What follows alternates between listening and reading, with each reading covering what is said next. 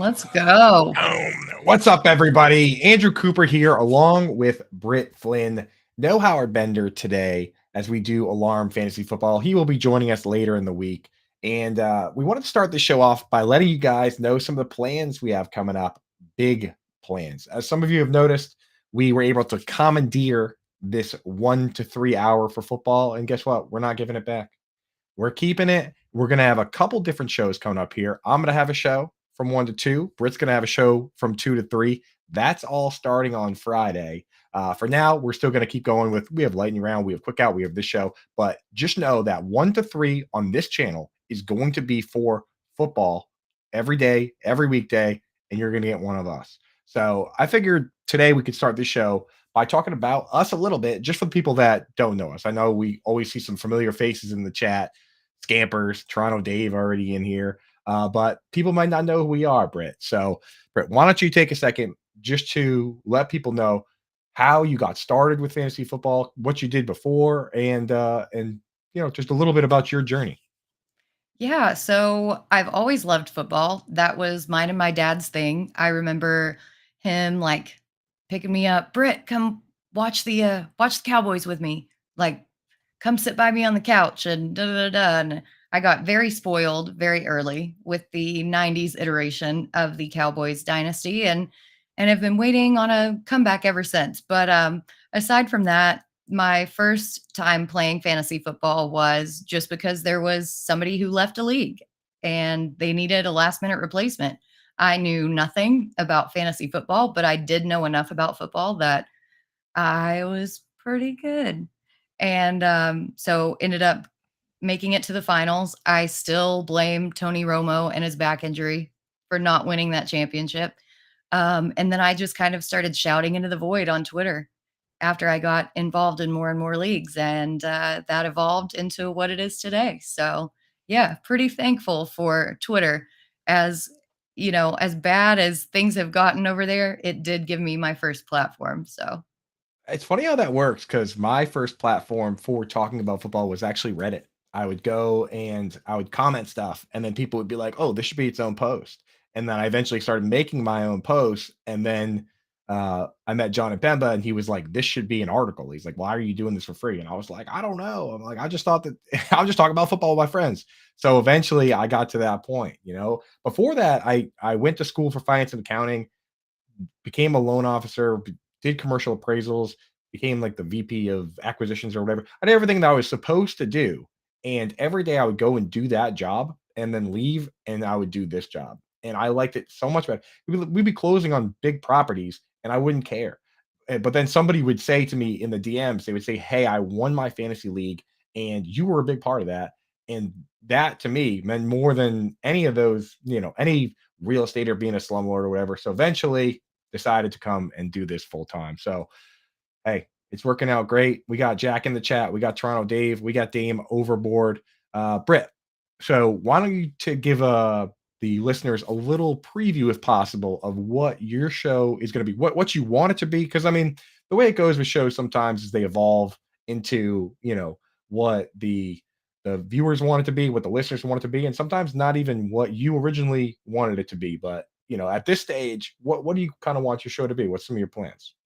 yeah, I think with a lot of these shows, you can basically do a roulette wheel of any kind of fantasy show, and half of them are going to be the same. They're all going to have the same talking points, the same segments. I don't want my show to be that way. I want my show to showcase both what I know about fantasy, but put a unique spin on it and incorporate what I enjoy in life as a person, like dogs, like concerts, hiking, being outdoors, things like that. And so I'm trying to incorporate segments that merge fantasy with these extracurricular hobbies. And I'm pretty excited for some of the stuff that I've got planned and coming up. And I think it's going to be real cool. But what about you? Because I know that you've got some real fun stuff coming up as well. Yeah, I mean, for me, I've always wanted because I've done shows with you, I've done shows with John, and I've always just wanted a show that was focused on making people better at fantasy football, not necessarily telling you who to draft, which we do in the articles and the rankings and everything, but a show that's focused on what's most important, on things that can make you a better fantasy gamer so that when you walk away from the show, you don't need to pull up the rankings. You know the things that I think are important, the things that we at Fantasy Alarm think are important, and you can be better at this game yourself. So my show is going to focus on a lot of that. We're going to have a lot of guests today. Since we don't have our Bender with us, we're going to fill that void by having a couple guests. We're going to have Billy Muzio on from Player Profiler. We're going to have Joey Wright on from Football Guys and Front Yard Fantasy. So we're going to have a lot of guests on both shows. We're going to be doing a lot of fun stuff. We're going to be talking about some ADP. Before we get to all that, let's get into some news, right, Britt? Because coming out of this weekend, it's amazing that even in July, there's so much moving and shaking that there's a lot to talk about. So first thing first, the big one, right? DeAndre Hopkins comes out, signs a pretty decent sized deal, right? 2 years, 26 million with a lot of incentives, right? So what I usually do when something like this happens is I go over to FFPC and check out the ADP over there because those guys over there are real high limit, high end experts. Their leagues over there, the main event, $2,000 buy-in where the winner gets $1 million. And when you have a big buy-in like that, there's not as many teams as some of these other ones where you're throwing $5 against the wall and playing against a ton of people. You have a realistic shot of winning some of these ones. So I go over there and I check out what the ADP is like over there for a player like this and what the players around them are looking like. So when I check that out, you see DeAndre Hopkins going at wide receiver 56.1. That's ADP. So he's 56 off the board, wide receiver 22. Around him are guys like Calvin Ridley at wide receiver 17, Debo at wide receiver 18, Christian Watson, wide receiver 21, even DJ Moore going slightly after him, wide receiver 23.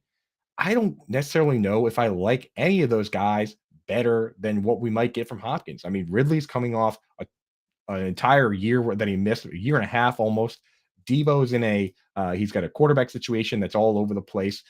Christian Watson, again, Jordan Love starting his first games. DJ Moore on a Bears team that is, throwing the ball at a leather helmet era level. And then Terry McLaurin playing with Sam Howell. So I look at that ADP personally. And even though the Titans aren't known for throwing it a ton, I can't really have Hopkins behind a lot of those guys. I might end up being higher on him than most people. And if you're with me, then you should go over to FFPC where you can see more of this data and you can sign up for the FFPC best ball and other contests. Go to myffpc.com, use promo code ALARM, and first time depositors get an instant $25 when you deposit $35 or more. Now, Britt, with those names I listed, Ridley, Debo, Watson, DJ Moore, Terry McLaurin, are you taking any of those guys over Hopkins? I mean, are any of those guys high on your list? I think I would still go Ridley. I like him and I like what I've seen, albeit it is in gym shorts.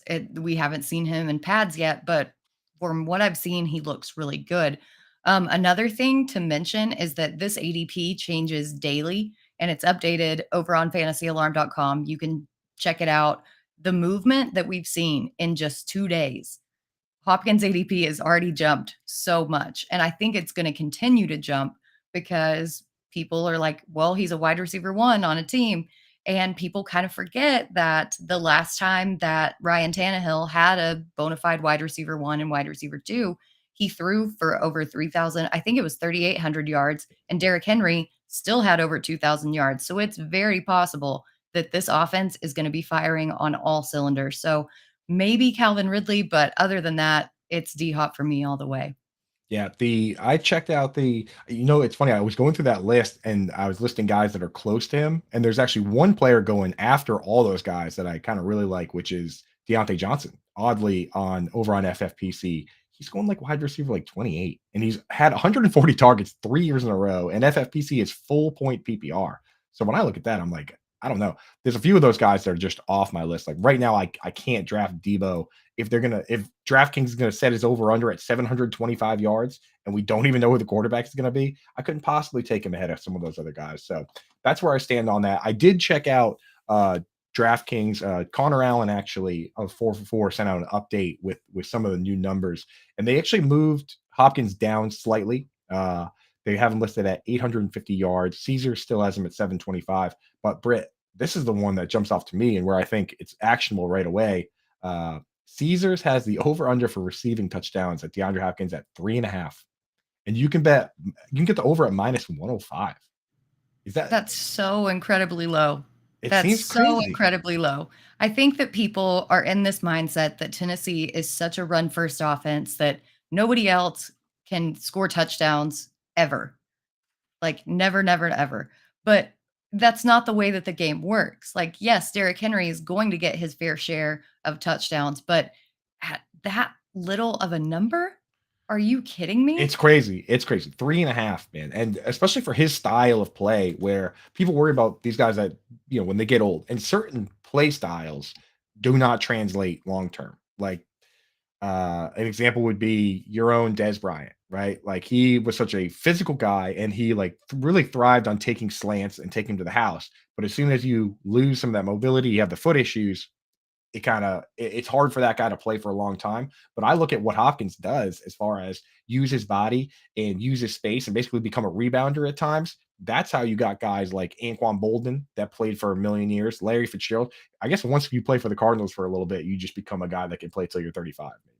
But so The like and the thing that I will say that I am a little bit kind of not concerned about, but I think that there's going to be a difference in his style of play is that I think that he maybe moved to the slot more than he has been in the past. He's always been that vertical threat. He's always been that X receiver.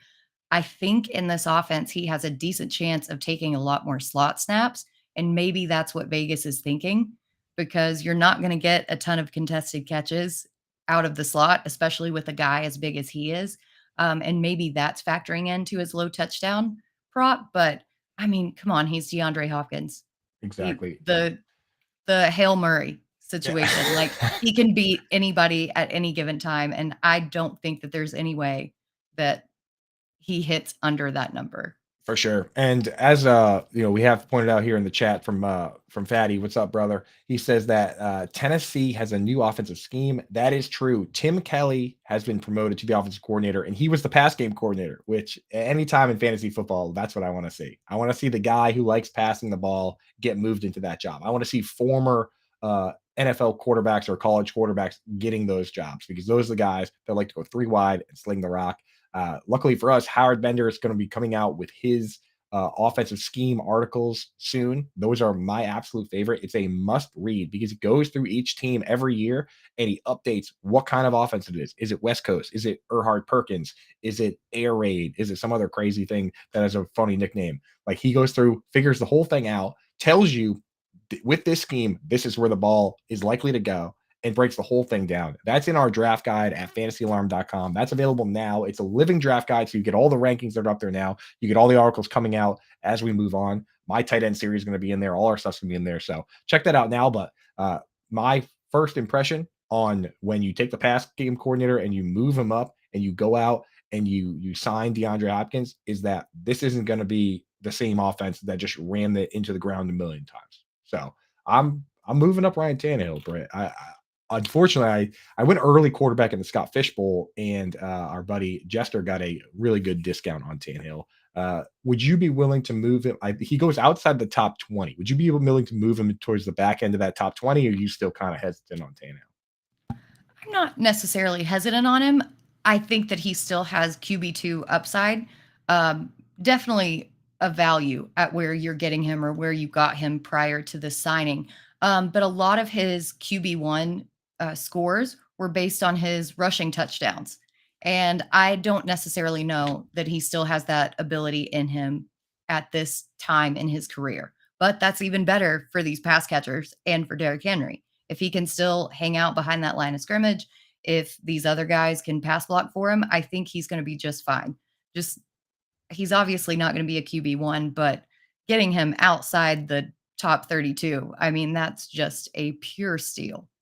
Yeah, I'm with you on that. I'm taking him at Tannehill, and I'm putting him in the group where I say I will take him in Superflex. I will take him in best ball, 18 plus round best ball leagues where you have to draft two or three guys, but there's just no need to use a roster spot on him. But keep an eye on him on the waiver wire, right? Maybe a watch list type guy at best. George in the chat pointing out, there's a Boston boy for you. I was hanging out with him this weekend at the Boston live draft. He's saying Titans' last wide receiver to break 1,100 yards in the season was Drew Bennett in 2004. But My AJ Brown goodness. almost got there, and he missed like 2 or 3 games that season. So I think that that is a little bit skewed. I think that it can happen this season. Yeah, a little skewed, but at the same time, the sentiment that the Titans have not been a passing team, I mean, that's true. So we'll have to see. I think Treylon Burks is going to be okay. The top two guys are usually fine. It's the guys that are third and fourth on the pecking order that get hurt a bit there, and that hurts me because I had a lot of hope in Chigakonkwo. He goes to me. He ends up being on the back burner a little bit now, where we're still holding him in dynasty because we like the talent, but that window for him to be a top two target on the team, he either needs an injury or he needs Hopkins to age out or something to happen on that front. It's kind of like where Dallas Goddard is. I had Chig kind of close to Goddard because Chig could be a top two target on his team. But now that they're both the third target on his team and one of them gets to play with Jalen Hurts versus Ryan Tannehill, it's not as close anymore. We got to adjust to these things. It's unfortunate. But anyway, let's move on. Next news. Another tight end that is a favorite of mine, Evan Ingram, got paid. He got paid the money he deserves. 3 years, $42 million. Great for him personally. For fantasy football, it's kind of mixed bag, but I want to get your opinion on this because with Dynasty, it can be so hard to find guys that are reliable, but it's even harder to find upside. Would you, if let's say you were a somebody who rosters Evan Ingram, would you rather him play out the year with the Jags and then hit free agency, or would you rather that you get the kind of certainty that he's going to be with Trevor Lawrence for a little while and sign this deal? What do you think? What would you prefer if you had him on your Dynasty team? See, I think I would rather just him play this 1 year and then go find somebody else because he's aging. And although we've seen people like Travis Kelsey defy those odds, there's an apex that comes with every single position. And the older you get, the more damage that your body takes. You're it's just going to catch up to you. Now that they have Calvin Ridley, now that they have Christian Kirk tied up, even Travis Etienne, who I'm personally off of, but he's still in line for targets. I don't necessarily see that pathway for Evan Ingram getting all of the targets that we need for him to be a week to week fantasy asset. Yeah, that's the problem you run into with the third target. And people, they'll say, "Hey, he was the third target last year." Technically, Christian Kirk and Zay Jones got more targets than him, but in many of those games, he was either the leading target or second target getter. What you run into when you're not playing best ball is inconsistency as the third target. There were some games, it was basically I was looking at it when I was doing my rankings and I would say, okay, is someone going to vaporize Zay Jones, which was prone to happen when he played Sauce Gardner, when he played Jeff Okuda, he was completely taken out of those games. In those games, we moved Ingram up. In the other games, we had to look at it and say, okay, well, this might be a Christian Kirk game, might be a Zay Jones game. You can't really trust guys like that from week to week. And now that Ridley is in that Zay Jones role, with Zay Jones moving over to the Marvin Jones role, unfortunately, even as big of an Ingram fan as I am, I have to essentially either fade him at ADP, or if I draft him at ADP, I'm taking a second guy that has just super high risk, high reward upside. So Evan Ingram, great for him to get paid. He deserves it. Hopefully that moves the needle for these tight end contracts moving forward. Because, at tight end and running back, it's been the same story. If you have a good one, franchise tag them because it's the average of the top 5 contracts. And that number is almost always going to be affordable for both positions. I mean, look at tight end, Schultz, Ingram, Gesicki, like even not using Gesicki, 10 mil for a guy like that. Absolutely. And now we see it with running back Britt, with these guys, and even Joe Mixon now taking a pay cut to stay. So another piece of big news from this weekend: Joe Mixon taking less money not only this year but next year to be part of this team to build something great. As a Bengals fan, you got to be pumped. As a Joe Mixon dynasty fan, you probably got to be pumped too, right, Britt? Yeah, I think that he probably took a look around and saw all of these running backs still on the free agent market for like months and months and months. And not only that, but the ones threatening to hold out because the running back market is just not a position that people are willing to pay. They're going straight up goodwill on these running back contracts. And if you want to remain in a team that is in contention, which he wants to do, then you're going to have to figure out what you want. Do you want money, which you're probably not going to get even in the free agency market, or do you want to get a championship? And I think that that's where his mindset ended up. He wants to be on a team that has the ability to win a championship before he's aged out of the league.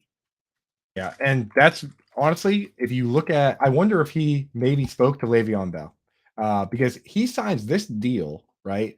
And which is essentially just taking less money to stay with the team, to stay with the fans that like him, to stay in a situation that's working well for him, where he has been, honestly, if you look at the points per game number in full PPR, a top 10 back 2 years in a row now. He might have talked to Le'Veon Bell because Le'Veon actually came out and said something this weekend as well. You wonder if maybe he had this heart to heart with guys like Mixon, any of these other guys that are asking, should I hold out? Should I stay? And, he turned around and said, hey, just so you guys know, I never actually apologized to the fans. And Le'Veon said, I'm going to take a moment to apologize to the fans and to a certain degree the organization. Though he didn't quite go as far as to apologize to the Steelers, right?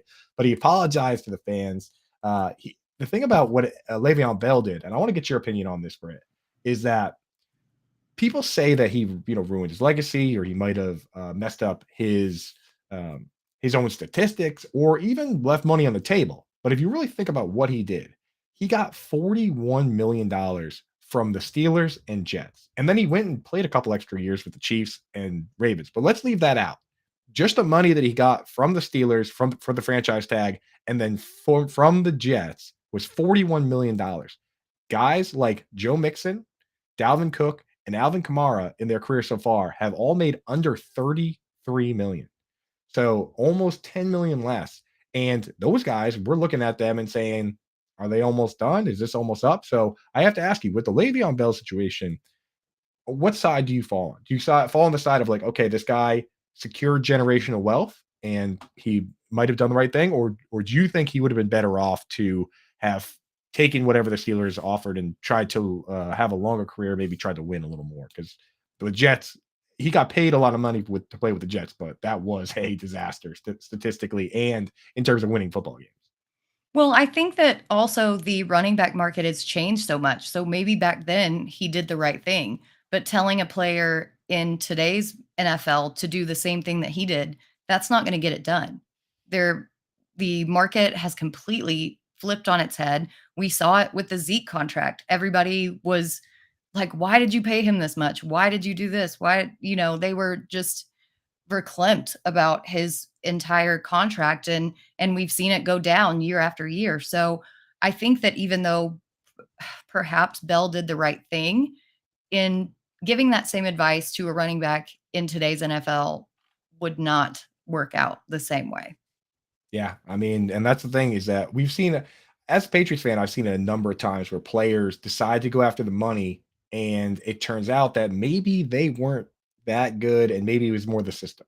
Like a guy like Deion Branch, for instance, wins Super Bowl MVP and decides to go chase the money, and his career's over within a couple of years. Had he had stayed in the system that was working for him, maybe it lasts longer. So something to think about if you're these players. Mixon's going one way. We'll have to see what way the other guys go. Fortunately, today we're talking about running backs in the first hour, and we're bringing Billy Muzio, player profiler, on at about 140 or so, because we know that those guys love to do their deep dives over there. We know the Podfather Matt Kelly always gets into that. We know that Anand Nanduri over there, he loves talking contracts, and Billy has become one of my absolute favorites. He said he wanted to talk about running backs today, so we're going to get him on here and we're going to ask him about all of those guys coming up shortly.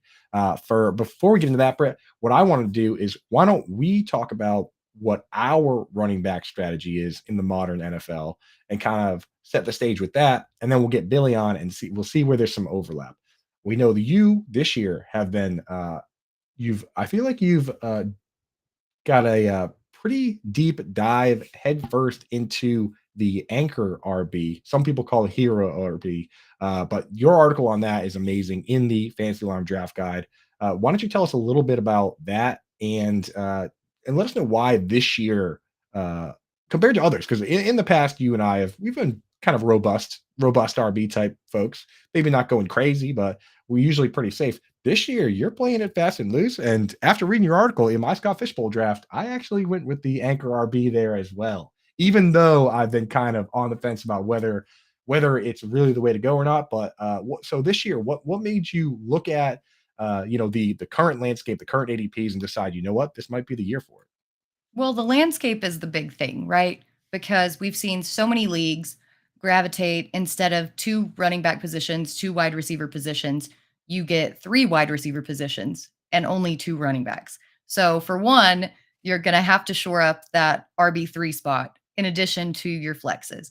So, I really wanted to have that just filled out. And then I did a big deep dive and the weirdness in my brain that made me decide to do this. I was like, let's just see what the return on ADP was from these, round 1 through 3 running backs, the round 4 through 7, which is the quote dead zone. And then after that, and how much value could you get from the eighth round on? I came to the realization that these top running backs in rounds 1 through 3 with very little risk, almost always provided value plus or minus to like ADP spots.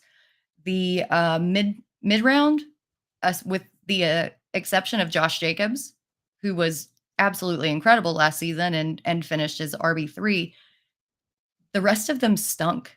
The rest of them drug your team down. And I even eliminated injuries from that equation. If you missed 5 or more games, you were not put into that. And they still all let you down. Then the rounds 8 and on, because of the volatility of the running back position, with the studs getting hurt, the committee approach that the NFL uses basically across the board now, there was so much more value to be had from the 8th round on, especially with pass catching running backs. Let me just tell you, if you grab yourself a pass catching running back in rounds 8 on, I feel like you're set. And that return was so much bigger. We saw Miles Sanders being drafted in that range. We saw Jerick McKinnon being drafted in that range, several more that are in the article in the draft guide.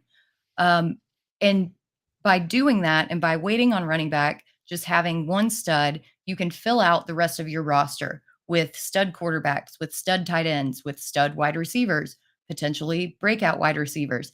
Those positions aren't nearly as volatile as running back is. And it we've seen it in real life how NFL teams don't really waste draft capital on running backs in real life. So why would we do that in fantasy when they just rotate them in and out? And the numbers kind of prove that after I finished it. And I hate it because I loved being a robust running back drafter, but the numbers just don't add up anymore. Yeah, and I've been, as you know, I've been tracking kind of the over unders for wide receivers, comparing them to ADP, and I think a big part of why wide receivers are moving up this year. If you look at 2021, there were a ton of wide receivers in the early going that missed their over under numbers. Tyree, like if you look at the top 7 guys in 2021, the only one that hit the over was Devonta Adams. Tyreek Hill, Stephon Diggs, DeAndre Hopkins, Calvin Ridley. I mean, Calvin Ridley missed it by a country mile, right? Like he didn't even play. DK Metcalf missed his. If you look at last year, it was so much safer. If you look at the top 10 guys, 7 of them hit their over under. And the ones that didn't were Cooper Cup, who was amazing while he was playing, right? He finished as a wide receiver 2, despite only playing half the season. Jamar Chase, who got injured, and he still had over 1,000 yards.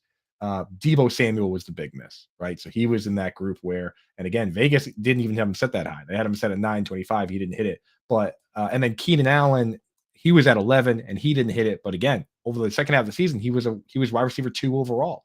Justin Jefferson, Stephon Diggs, Devontae Adams, CeeDee Lamb, Mike Evans, Tyreek Hill, T. Higgins, they all hit the overs. Like if you last year went robust RB and then loaded up on wide receivers, or just straight up went wide receivers early, you probably did pretty well. And I think people are looking around this year and seeing that and saying, I want to replicate that success. Is it going to work? I don't know. But we do know that the way the position's trending, it's a lot safer. So I want to talk about the process here. And one thing that I feel like has plagued fantasy analysts, I struggled with this for a long time myself, is analyzing all positions the same. right? We look at a position like wide receiver versus something like tight end, and we know that it shouldn't be analyzed the same, but people try and do it. They try and just say, "Oh, yards per route run," and targets are earned, and this guy should, right? Like that. That's the one that where you look at wide receiver. Of course, that works at wide receiver because every team is going to have three guys out there, and if you're the best one, you're going to get the ball. But that's not how it works at tight end with the different schemes and the blocking and all that.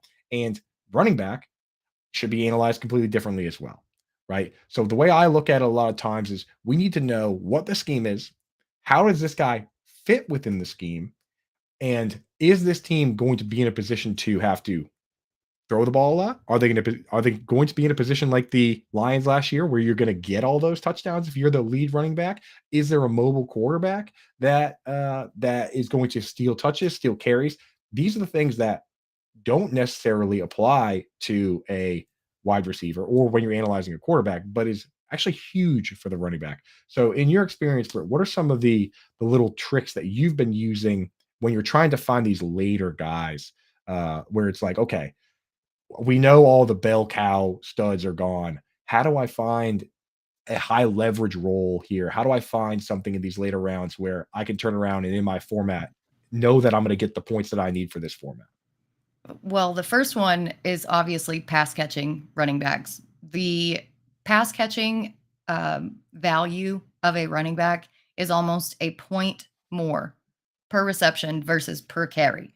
And now different leagues have kind of switched that up and tried to make it equal. Like in Scott Fishbowl, for example, you get 0.25 points per carry. So it's kind of evening that out to give the running backs a little bit more level playing ground. But in your average league, that's not something that's going to happen. So I look for the pass catching running backs. I look for the guys who are the goal line backs, potentially the third round backs or third down backs, because if all you need is short yardage, then you've got it on the goal line. Like that's what we saw with Jamal Williams every single time that Amon-Ra St. Brown went down at like the 1 yard line last Crazy. season. Him and If there was an Swift. award, yeah, if there was an award for almost touchdowns, Amon-Ra St. Brown would have had that in the bag by miles. And then I also look at just kind of I look at the offensive line. I want to know what that offensive line looks like and how those limited touches are going to translate. So for Jalen Warren, for example, we know that Najee Harris is the bell cow back in Pittsburgh, but Jalen Warren had almost a 5 yards per carry average. He didn't touch the ball a lot, but when he did, he was very efficient. And that was kind of behind a like makeshift offensive line. So if I'm looking at him this season, I'm looking at him as more of a handcuff, maybe even a sprinkle in like burst out back. There's just so many different things that you can use to analyze. And that's why offensive systems and schemes are so important and why the draft guide offensive system articles are so important to read. It's huge, yeah, and that's the thing is that's why we have those coming up with Howard, and I do the RB questionnaire. We talked about it on the show, where if you go in there and you split it up into roles, right? So some teams, it's just going to say Saquon Barkley across the board. He's the guy, and then Matt Breida is the next guy, and Eric Gray is the next guy, and it doesn't matter as much there because if it's a 2 minute drill in a high leverage situation, it's Saquon. If it's a pass interference in the end zone, you got to send somebody down to slam dunk it. It's Saquon. Other teams, I look at it and say, okay, how is this going to be split up? And then once you do that first and separate it and say, okay, Damian Pierce is the early down back, Devin Singletary is the pass down back. What who is going to benefit the most? Right. Sometimes you got to look at it and say, is this team going to be the Lions? Like David Montgomery, assuming your boy Frank Ragno's toe is all right. Do we have an update on that, Britt? Still no update that I've heard, but I don't know. I think he'll be all right. All right. Well, yeah, you got the Arkansas Train Connect. Training camp is going to be very important to Yes. watch that. If he's out there every day, if he's out there every day and there's no limitations and everything, and the beat writers are saying that he's fine, then I'm not worried about it. But if that turf toe can be tough, so we'll have to see on that. But a team like that, I look at David Montgomery and I'm like, yeah, give me that. That team's probably going to score a lot of touchdowns, just like they did last year. Is he going to have 17? No, obviously not. Like eh, you can't just take those touchdowns and give them to him. But Jared Goff doesn't take it himself. Jahmyr Gibbs is a rookie, so I think David Montgomery should be fine in that aspect. Some of these other teams, you look at the Cardinals or the Texans, those teams are set to be so bad. How many rushing touchdowns can we really give to them? So I'm with you, Britt, on the passing down backs. I want to ask you about a couple of them here. So again, once again, like I talked about earlier in the show, what I do at this time of year when it's July is I pull up the FFPC. That is a site where these guys are taking it pretty seriously. This is a real home for high stakes gamers. I mean, you can play games from as little as 5 up to $5,000 there. And the main slate where you win $1 million is 2 grand.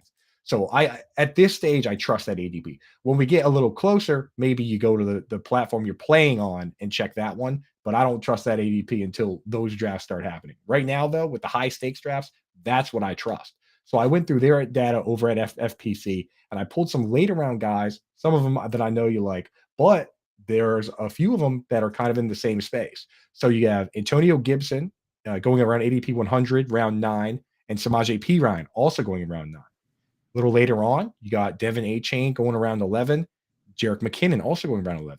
Then a little deeper, Tank Bigsby goes in 12th, 13th round, Devin Singletary 13th round. These are all pass catching backs. They're all sharp players. If those ADPs jump out to you and you say, oh my God, you can get Devin Singletary in the 13th round, then you should go over to FFPC and go to myffpc.com. Use promo code ALARM, and first time depositors will get an instant $25 when you deposit 35 or more. You can get in on best ball, get in on any other contest they have going on right now. It is an awesome place to play, and it really is a home for high stakes gamers. That's why I use the ADP. But Britt, let me ask you. So, like, you're in the 9th round. I know you love both of these players, ADP 100 and ADP 102. So you got to make a choice. Are you going Antonio Gibson, your boy, or Samaje Perine, who you've also talked up pretty heavily? This is such a hard question to answer because in so many drafts, I've ended up getting both of them. Um, Right. and I think that they're like my twins and my favorite children. I can't pick my favorite. Sweet Um, angels. yeah. I think though I'm gonna have to go Antonio Gibson out of the two of them, just because when Javonte Williams comes back, we've seen him excel as a pass catcher as well. We don't exactly know what the role going forward in Sean Payton's offense is going to be. And I think that Antonio Gibson is going to be there as the solidified pass catching back for the entire season. So there's just a little bit more security with going with Gibson there. Right, yeah, especially I think that's the tiebreaker for these type contests. Like, if you're gonna play the main event and try and win the big money, you do care more about the end of the season, so, yeah, Gibson a little safer there. What about the other ones? We got, Devon Achane, obviously crazy speed, and then Jerick McKinnon, who quietly amassed a huge number of receptions, was essentially, on a per game basis, an RB1. Uh, are you and they're both going around 11 picks 122 and 123 in these sharp leagues over on FFPC. Got to pick one, Britt. I think I'm going Jarek McKinnon still. I know that he's a little bit older. I know that Eric Bieniemy is now gone, but the Miami backfield, especially with the Dalvin Cook situation still hanging over everything, like he actually might get signed. And if he gets signed, then A Chain's value is toast. So I would rather go with the guy who I think is still going to get a ton of the targets. And then you look around at Kansas City's wide receiving room. There's a bunch of smaller slot guys. They don't really have the big, explosive X receiver. And so I think a lot of those targets are still going to go to McKinnon. I just took McKinnon in the Scott Fishbowl, so I'm glad that was your answer on that one. All right, last one, and then we're gonna bring in our buddy Billy Muzio over from Player Profiler. We're gonna have him pop in here at 140. So last one here, you can go Tank Bigsby in round 12 or Devin Singletary round 13, and it's close enough that again, once you get to this range of the draft, you got to pick your guy. Odds are good that if you take one, you don't get the other. So pick one of these two, Tank or Singletary. So I'm actually going tank. I'm avoiding my own advice here because I know that Singletary is the pass catching back out of the two, but we saw it last year with Jermichael Hasty. ETN didn't get those goal line carries. It was JaMychal Hasty. And I think that Bigsby fills into that role this year. And he really excelled in college on a pretty bad Auburn team. I think that there's a lot more to him than we're seeing. And again, we'll know more as training camp goes on. Um, Stay tuned to my training camp battle article because I'm going to be updating that all day, every day, as soon as training camp starts in the Fantasy Alarm Draft Guide. But at this point, on the better offense, I lean Bigsby. Well, I gotta say, Britt, I took Devin Singletary in the Scott Fish Bowl over Tank Bigsby, so I'm mad at you, and because of that, I'm bringing on Billy Muzio, and hopefully he agrees with me, or else I'll be mad at him. So let's get our special guest on here and find out what he does at running back, and find out how much he likes my Scott Fish Bowl team and how much he likes me. Billy, what's up, brother? Always good to talk to you, man. How you doing today? Good, guys. Thanks for having me on. Appreciate the invites. Just got back from vacation, ready to just jump back into the swing of things. Oh, where'd you go on vacation? I was on vacation last week at a golf tournament. So went down, picked up my buddy, flew down to pick him up in California, flew back, and then we played golf for about 4 days. So got a lot of sun, drank a lot of whiskey, but back in the swing of things, ready to talk some football. Attaboy, dude. That's nice. You gotta go and hang with the boys every once in a while, swing some clubs, man. That's So right. that's good, dude. And we got you on. We're talking running back philosophy. We laid out some of our stuff. I've told you, made it pretty clear that I love what you guys do over at Player Profile. You guys have a great group. I use your database all the time. I love the quick and easy screenshot thing with the workout metrics. So I Yeah. can just be it's so hard to sit there and explain an article like, hey, this guy's big and strong. It's so much easier just to post a picture that has like a little chart and it says like I'm like 94th percentile. Is that good? Like everybody shut up. Right. So it's just much easier for me. So we appreciate what you guys do over there. But for you personally, when you're doing running back this year, people are getting a little crazy with the zero and hero RBs. Have you bought into that? I mean, do you generally go RB early? Do you generally go late, or are you more of somebody that you're kind of like water? You take value when it's there and you figure it out after. Yeah, my motto is Bruce Lee, be water, my friend, and you need to Yes. be fluid.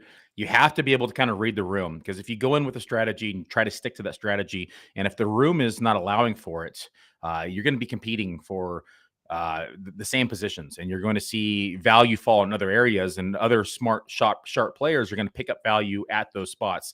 So I'm a firm believer in being fluid. I'm a firm believer in seeing what the room does and adjusting my plan accordingly while I'm in the drafts. Like I may have a plan, and I think it's wise to go into every draft with a plan, but you may enter an FFPC draft, and all of a sudden, next thing you know, four running backs go off earlier than you anticipated. And now the value is at running back or wide receiver. I mean, and then the value might be tight end. And so you never know what's going to happen. Was it Mike Tyson said, everybody has a plan until they get punched in the face. Punch in the face. And the same thing happens in a draft room, right? You may go in thinking that, hey, this is a wide receiver heavy room. I'm going to go double tap running back on the turn. And maybe both those running backs go early. So you need to adjust. So I also have the benefit of going, mass volume inside of a lot of draft rooms. And so I can get pretty creative here. But if I'm doing one or two drafts, I think it's still important to stay very fluid and adjust your plan. There you go. Poker player Billy Muzio wants to read the room in his drafts. Who would have guessed that would be the case, right? Never. Yes. So Yeah, and I think what you said rings true because we saw you draft at the FSGA and you were picking dead last at 14th and Cooper Cup was still there for you. And I crazy. think that that's so insane. And I can't remember, but who were you I'm on originally going to go for? I was You were originally going going to to go go for for St. Amon-Ra Brown? St. Brown because I had no idea that Cooper Cup was going to land me at 14. So I was thinking I was going to get like St. Brown or AJ Brown, double tap at the turn, but you got to adjust, and you're never gonna say, hey, I'm going to pass up Cooper Cup because he wasn't in my plans to build him this draft, right? It's at 14. That's a steal, and you're never going to see him there again. So you have to take him. And then you still got Jahmyr Gibbs in the third, which Yeah. was, oh my gosh, full PPR, target monster city between those three. It's absolutely insane. But I want to talk to you a little bit about what you did for your Scott Fishbowl draft. So walk me through your process at running back. It looks like at the 7-12, you took James Conner. Yeah. I went a little unconventional in this draft. So just so the listeners know, started 3 tight ends my first 4 picks. Love it. And then came back around and took running back later, as Britt just mentioned, 7-12, James Conner. The reason behind it for people who are not in the Scott Fishbowl is there is a super tight end premium here. And we're talking, so normally Scott Fishbowl is full PPR. Tight end gets an additional point per reception. So you get 2 points per catch. And then you also get 1 point for first down. Tight ends get an additional point for first downs. So a tight end first down catch for 10 yards is 5 fantasy points in the Scott Fishbowl. So, of course, I locked in Kelsey, Kittle, and Waller, played a little bully tight end here because quarterbacks went off the board early and often.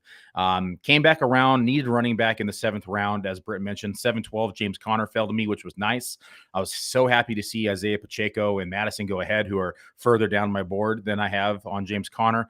I know that Arizona's not going to be the greatest this year, but we know that James Conner is going to have an out on his contract next year. This could be a scenario that we saw last year from Josh Jacobs. They just run him to the ground. They use a lot of carries. They're going to use him in the passing game because they're down weapons. They're going to use him in the rushing game until he's able to, until the wheels fall off with James Conner. I think that we can expect him to see a bulk of the carries in this backfield because there really is not a lot behind him. The only person worth mentioning is Keontae Ingram, who I just took at 20.1 inside the Scott Fishbowl to secure that backfield just in case we do see a James Conner injury, because it's very possible. We know that he's had some health concerns throughout his career. But I want to make sure that I secure that backfield because it's a weak spot of mine. This running back core, I should say, is weak for my team. And I think that James Conner is going to give himself a good chance to be a top 20 back.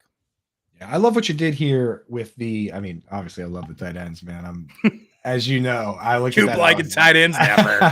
Well, the thing is, newsflash: the tight end whisperer loves what you did at tight end. You only got 3 out of your first 4 picks, though. You should have gone 4.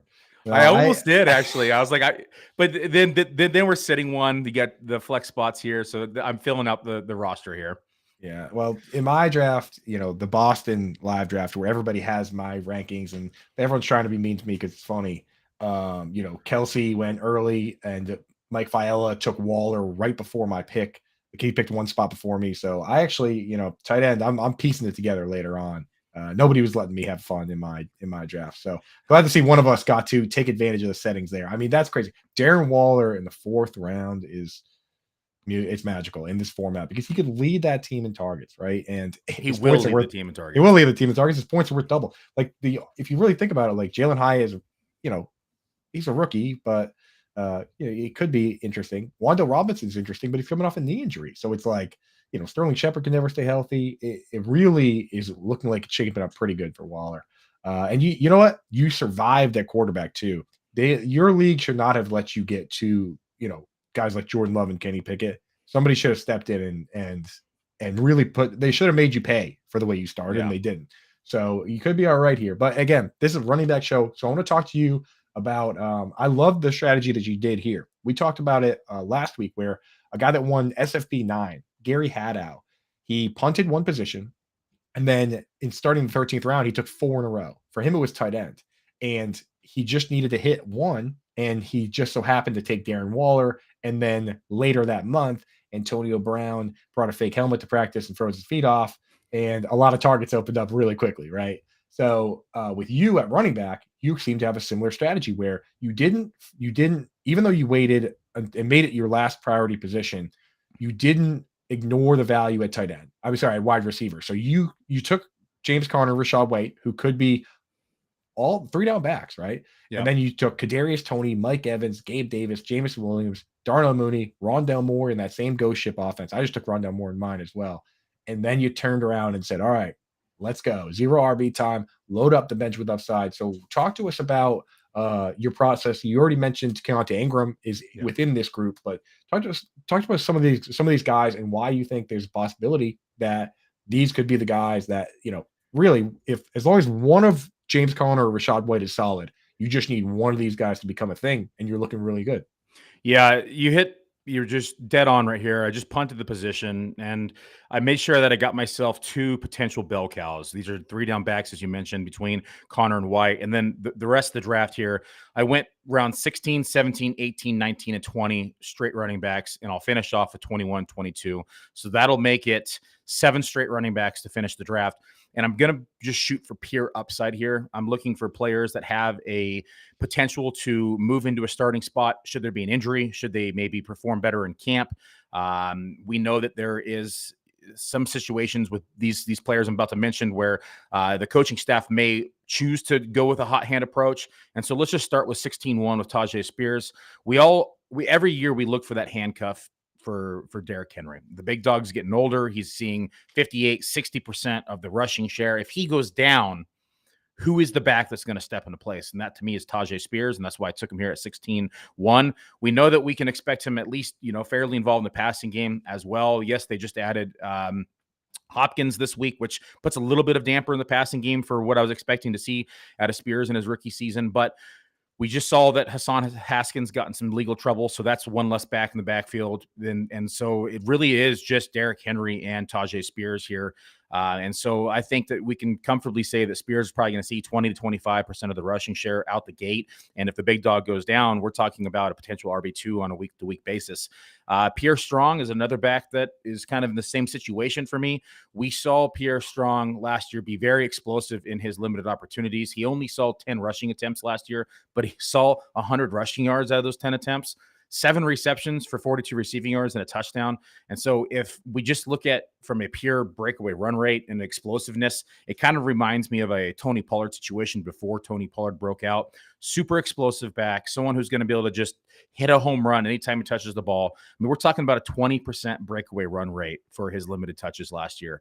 Comes out of what hit with that 40 time on Player Profiler? What percentage? What percentile is he in for 40 time? For 4.37, 99th percentile. Speed score is 113.5, which 95th percentile. Burst score is 86th percentile and 76th percentile agility score. We have him comped to Elijah Mitchell, but I see I have a fairly different comp there. I comp him more to like a Tony Pollard, in my opinion. I just think he has the ability to really break out. And we all know that Belichick and the Patriots have a way of working in running backs. And although I really like Ramondre Stevenson this year, we have to be ready to say that it's a possibility that Pierre Strong sees more of the workload than what we're anticipating. And so that could be in the passing game because Ramondre Stevenson saw the third most targets last year. Do they really want to give him that much on the ground and that much in the air? So there's a possibility. This is more of a hedge for me because of how much Stevenson I own in other formats. Do we want to see Strong see more of those touches? The other one I just took was Ty Chandler in the 18th round. It's another speedster, right? And we know that Madison has performed when given the opportunity, but I don't think that he's necessarily a bell cow like Dalvin Cook was. And I think that they may work in Ty Chandler, who's also very explosive, 4.38 speed out of North Carolina, 98th percentile, speed score, 93rd percentile. And we've seen him perform in a limited action as well. And so, I mean, he's only seen 6 rushing attempts last year. So I expect to see him touch the ball a bit more. And then just in case, I double tapped right here on this next turn, took Dwayne McBride to double tap the handcuff here for Minnesota in case Madison isn't the guy, or what if he goes down? Now I own both backs that are going to give me a chance to start another running back in case that White goes down or Connor goes down. This gives me some outs back to poker. And then lastly, I took in Keontae Ingram, which I mentioned earlier in the show to double tap with James Conner to lock in that backfield. Yeah, that's smart. I mean, especially when it seems that consolidated on the depth chart too, right? It's not like if you do try, you can't really do that in places like Miami where there's 3, right? It's you spend too much on it. But if it's clear 2 guys like that, then why not? And the Dwayne McBride I just wanted to point out that because of the way we play Dynasty and because of the obsession with pass catching, a guy like Dwayne McBride, who only caught 5 passes in college, gets pushed so far down to the back of people's minds that they forget that he had 1,700 rushing yards in his senior season, right? Like this guy can run the football. That's why they drafted him. And guys like that, there are times where they come out and they're just the best rusher on the team. And it doesn't matter that they're not catching a ton of balls because they're scoring points by having 1,000 yards and having all these touchdowns, right? Like Alfred Morris, think about how many Jordan Howard, Jeremy Hill, like you don't need to catch 1 million balls if you are the best runner on the team. And it's not crazy. When you think about what this guy did in college, it's not crazy, right, Billy? It's not crazy. I mean, we're talking about, was it 3,000 rushing yards and 32 touchdowns in 2 years in college in 21 and 22. We just saw them, lose Dalvin Cook. There's a reason why they were comfortable with Madison. They were comfortable with Ty Chandler. And they go out and get a back like Dwayne McBride, who can run between the tackles and is going to be able to use his power inside the red zone as well. I mean, it's a real possibility that he eats into Madison's workload. That's the reason why I'm not really in on Madison this year, just because there's a lot of options they could go here. They also added Addison. They have Hawkinson still. Of course, they have Jefferson. We could see a shift inside of the scheme to where it's going to be a lot more pass heavy, and then they're going to utilize a 3-man rotation in this backfield. So I think that we got to pump the brakes a little bit on Madison, and we have to start looking at the backup options as well. The first time I heard that move was from the Podfather himself, your guy Matt Kelly over there. Years ago. The cheapest player in ambiguous backfields was the move, and we've seen it work time and time again, right, Britt? I just have to say that I am so jealous that you got McBride where you did, because he went in the 12th round in my division in Did he SF. really? Yes, and I was so mad. I ended up getting Ty Chandler, which is fine, but I really, really wanted McBride, and so I just have to say I'm super jealous. Man, 7 rounds later, that's awesome. You're just bringing the jealousy to the show. It feels good. We got Howard Bender in the chat, friend of both of ours there, and he says, baller backdrop, Billy. Do you make that yourself? Oh, hell no, I can't paint. But we got that's a buddy of mine down south of Bend here. He made this one for me. That's actually on canvas, and it's across the whole wall. So it's 8 feet tall, 14 feet wide. Montana's probably about maybe 3.5, 4 feet tall. And so I got, of course, Jerry Rice, Montana. I got Craig and Ronnie Lott. Lott still has all his fingers, so we left him on there for him. But it turned out nice. The same painter did my other office before we built the studio down here just in the last couple of weeks. Yeah, that's badass, man. That's cool. Yeah, I did not realize that was a canvas. I was like, yeah, that's just something that you one of those virtual backgrounds. But the fact that is a legit canvas makes it so much more impressive. Yeah, people always think it's a green screen. I'm like, no, I can touch it. That's I can crazy, touch man. it. That's impressive. So before we let you go, I want to ask you one last thing here. Today is a special day contract wise. 4:00 is the deadline for these guys that are franchise tagged to sign extensions. We saw Evan Ingram sign one this weekend before the deadline, and there's 3 running backs: Saquon Barkley, Josh Jacobs, Tony Pollard. Correct me if I missed one, but those are the main guys we're looking at now. Do you expect anybody to get something done, or are teams going to hold tight and say, hey, you know what? This is in the CBA. We just did the new CBA like a year ago. This is not changing for a decade. This is the situation. Which way? Do you think anybody does it? And if so, who would be most likely out of those 3? I don't think we'll see anything done today. If we do see anything, and this is just put this in notes here. I have not checked Twitter today. So if something happened this morning, I'm not aware of it.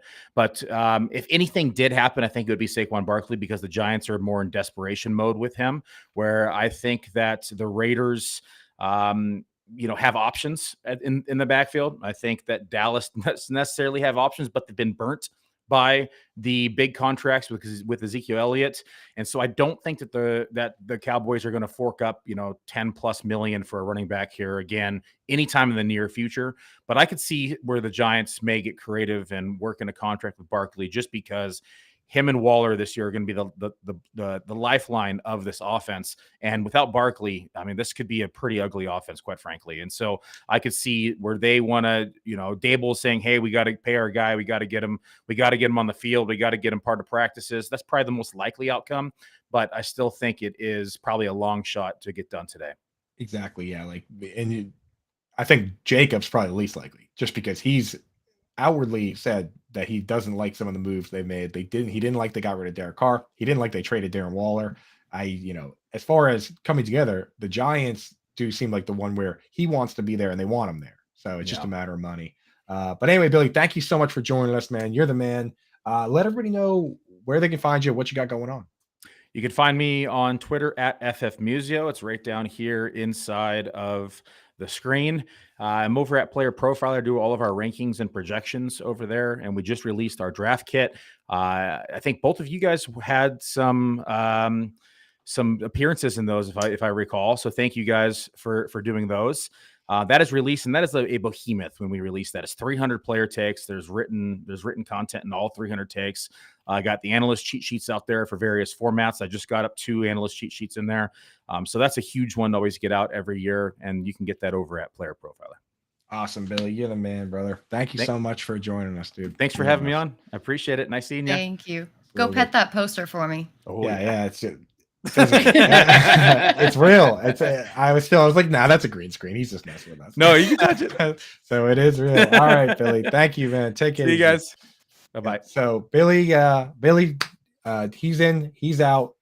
Coming up, we're going to have Britt got a couple games for us to play. Snack or Wack, one that I'm looking forward to playing. But then we're going to take a look at some coaching systems, some different personnel groupings. We're also going to have Joey Wright join us from Front Yard Fantasy and from Football Guys. So stick with us. We're going to hear something real quick from our guys over at FFPC, and then we'll be right back with all that.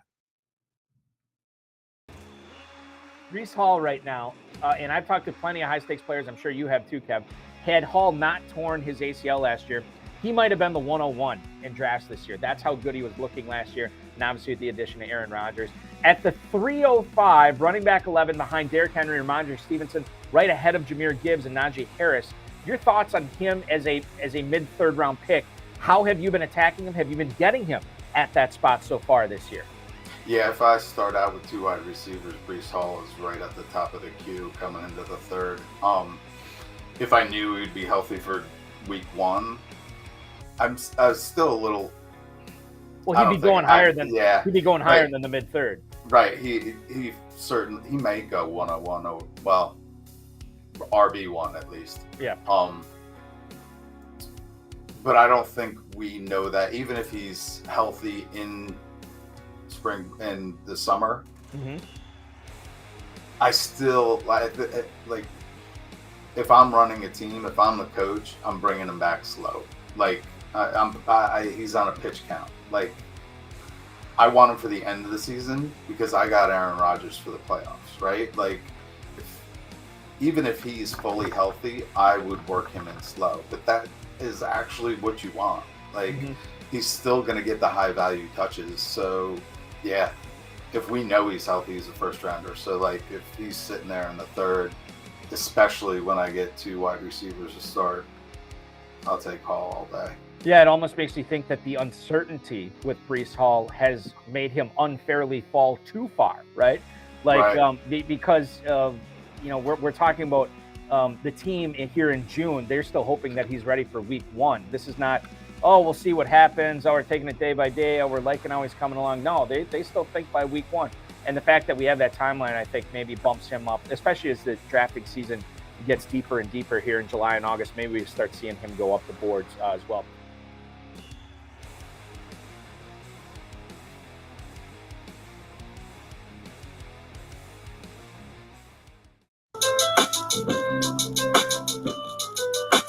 Welcome back, guys. We've got some Eminem going.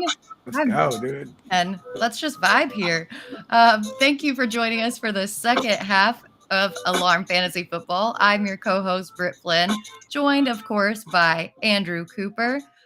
We have a little bit of stuff to get to that we didn't get to in the first hour, specifically the news. We touched on it with Billy Muzio, our guest in hour 1, but the franchise tag deadline is in 2 more hours. And Josh Jacobs and Saquon Barkley have yet to sign. They've got 2 hours to get this done. And this is going to be very interesting to see if they actually sign or if they're going to hold out. So now for some popcorn headlines, since you know that is my favorite thing to do in the news segment. So Coop, Green Bay Packers running back A.J. Dillon says that everyone trusts quarterback Jordan Love and that they would, quote, run through a wall for him. Are we buying this? Or is this just some more hype? I mean, it's just craziness.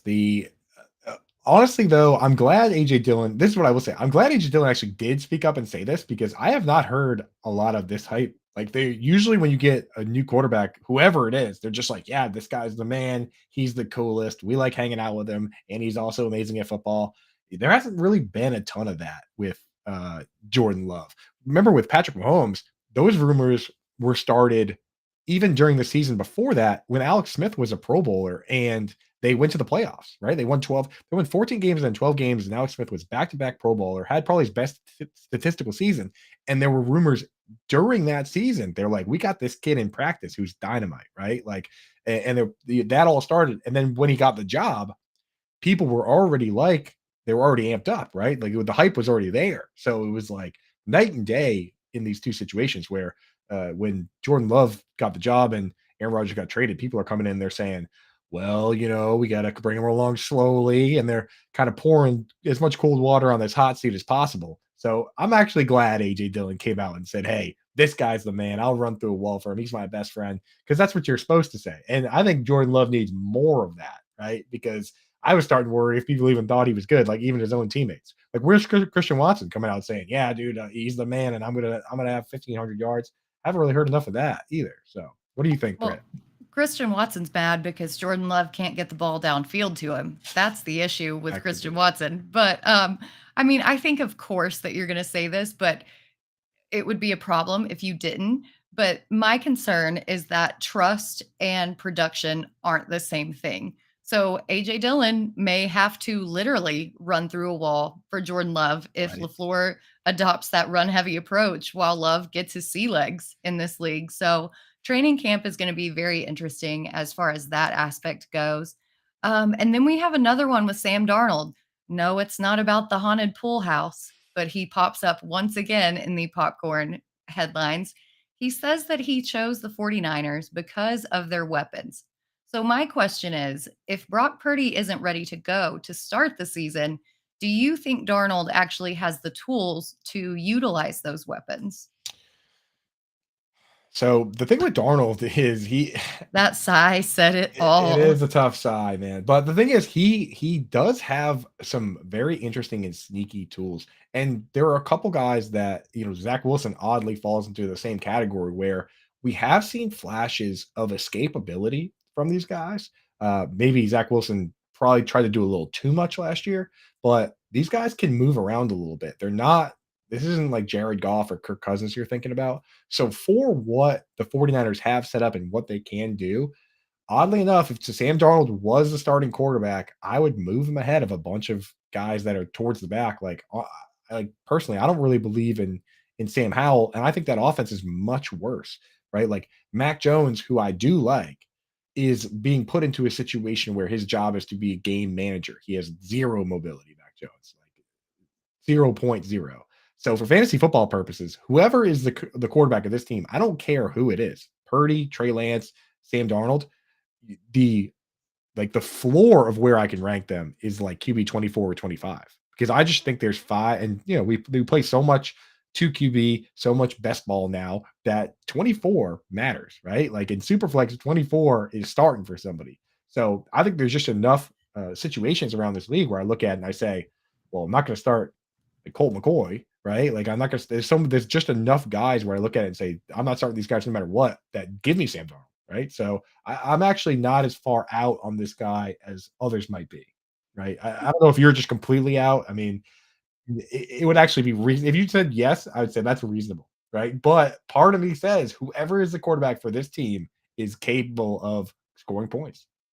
Yeah, I actually think that Darnold does have the weapons or the skill set to utilize these weapons. And we've said it time and time again that basically anybody off the street could play in a Shanahan system. Um, but when Sam Darnold started for the Panthers last season, his cumulative QBR was 92.6 with the Panthers, with that kind of makeshift receiving core with really no weapons, a depleted defense. And now in San Francisco, he has a better line, a better running back, and better receivers. So I think he can be at least serviceable, if not better, in this system. And we just talked about the franchise tag. There is a new headline saying that Tony Pollard is expected to play on the franchise tag in 2023. Interesting. So So I think that situation is ironed out. Now that he is on the franchise tag, do you think that Dallas is just going to run him into the ground? So And then, I don't think they will, because I still believe they're going to bring somebody else in to offset that workload. It would be nice if they extended him and then did that and said, "Hey, we want you here for a while, and here's what we're going to do to help you." Bring back Zeke, his best friend's Dak, but obviously he has to put his pride to the side the way Joe Mixon did for that to happen. But that's what you would that's what I would want to see if I was Tony Pollard. Is I'd want them to, not put me in a position like that, because this franchise has done this before, and Jerry Jones does call the shots. People forget that DeMarco Murray, in that season, I think it might have been either 2014, 2016, he did it all for this team on the last year of his deal. He had like 400 touchdowns, and he broke his hand during the season and had surgery on it and didn't miss a game. So DeMarco Murray did everything you could possibly ask him to do, and what did they do?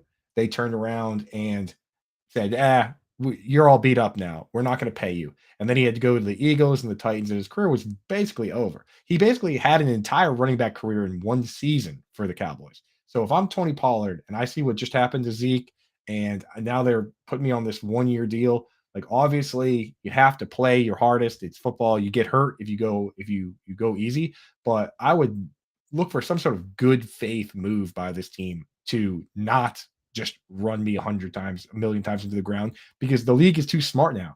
They try and sell these guys on, "Oh, you're going to showcase your talent and earn that second contract," but the league is now too smart to look at it and say, "Oh yeah, this guy had a million carries. That's a good thing. And that's a bad thing now."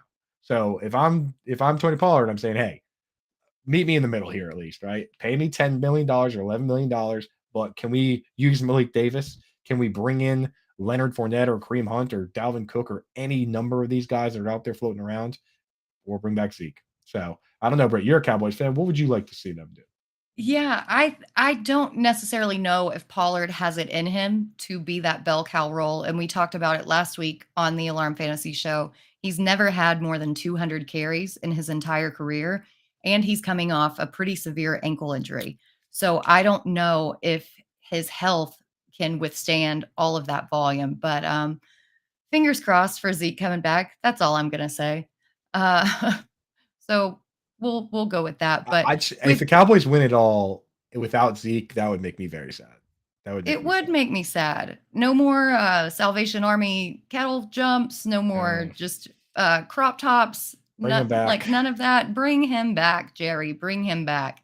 But we've got a bunch of stuff coming up for you here in this second hour. We've got Joey Wright on deck to play Snack or Wack, which is going to be very fun. We're also going to be talking about coaching systems and other schemes that kind of go overlooked that are in our draft guide. But we also have training camps starting tomorrow for 8 teams, and there are plenty of positional battles to be decided. As you know, my training camp battle article is up on fantasyalarm.com as part of the draft guide, and I'm going to be updating it like crazy as all that news comes in.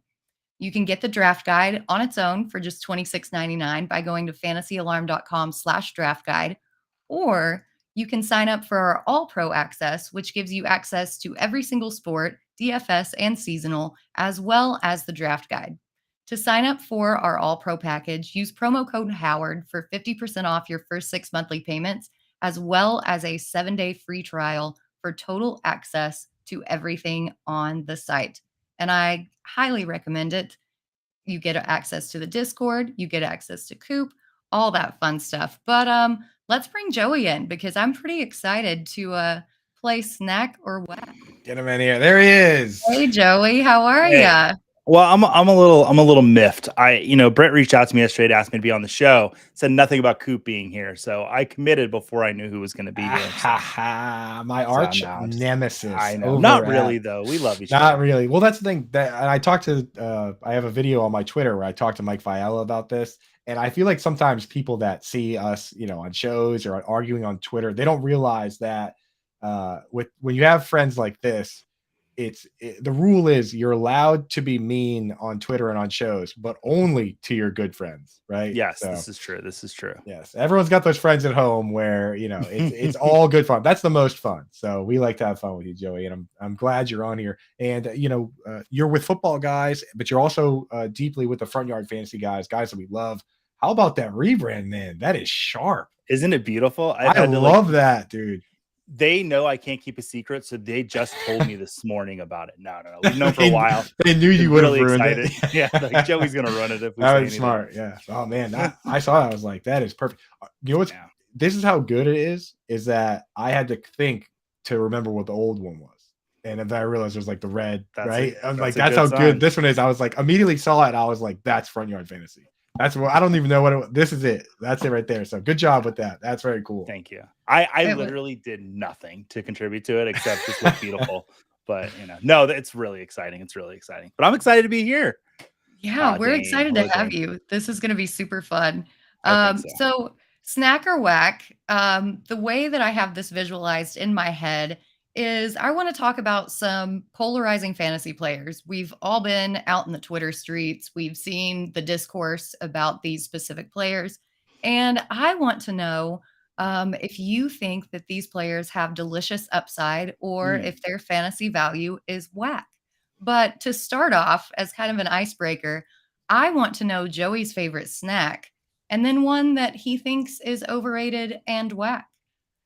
I was told I was not allowed to say my wife is my favorite snack, so I'm gonna have to go for my second favorite snack, which would be yogurt raisins. I've got kids, and my discovery of loving yogurt raisins is one of my favorite things about being a father.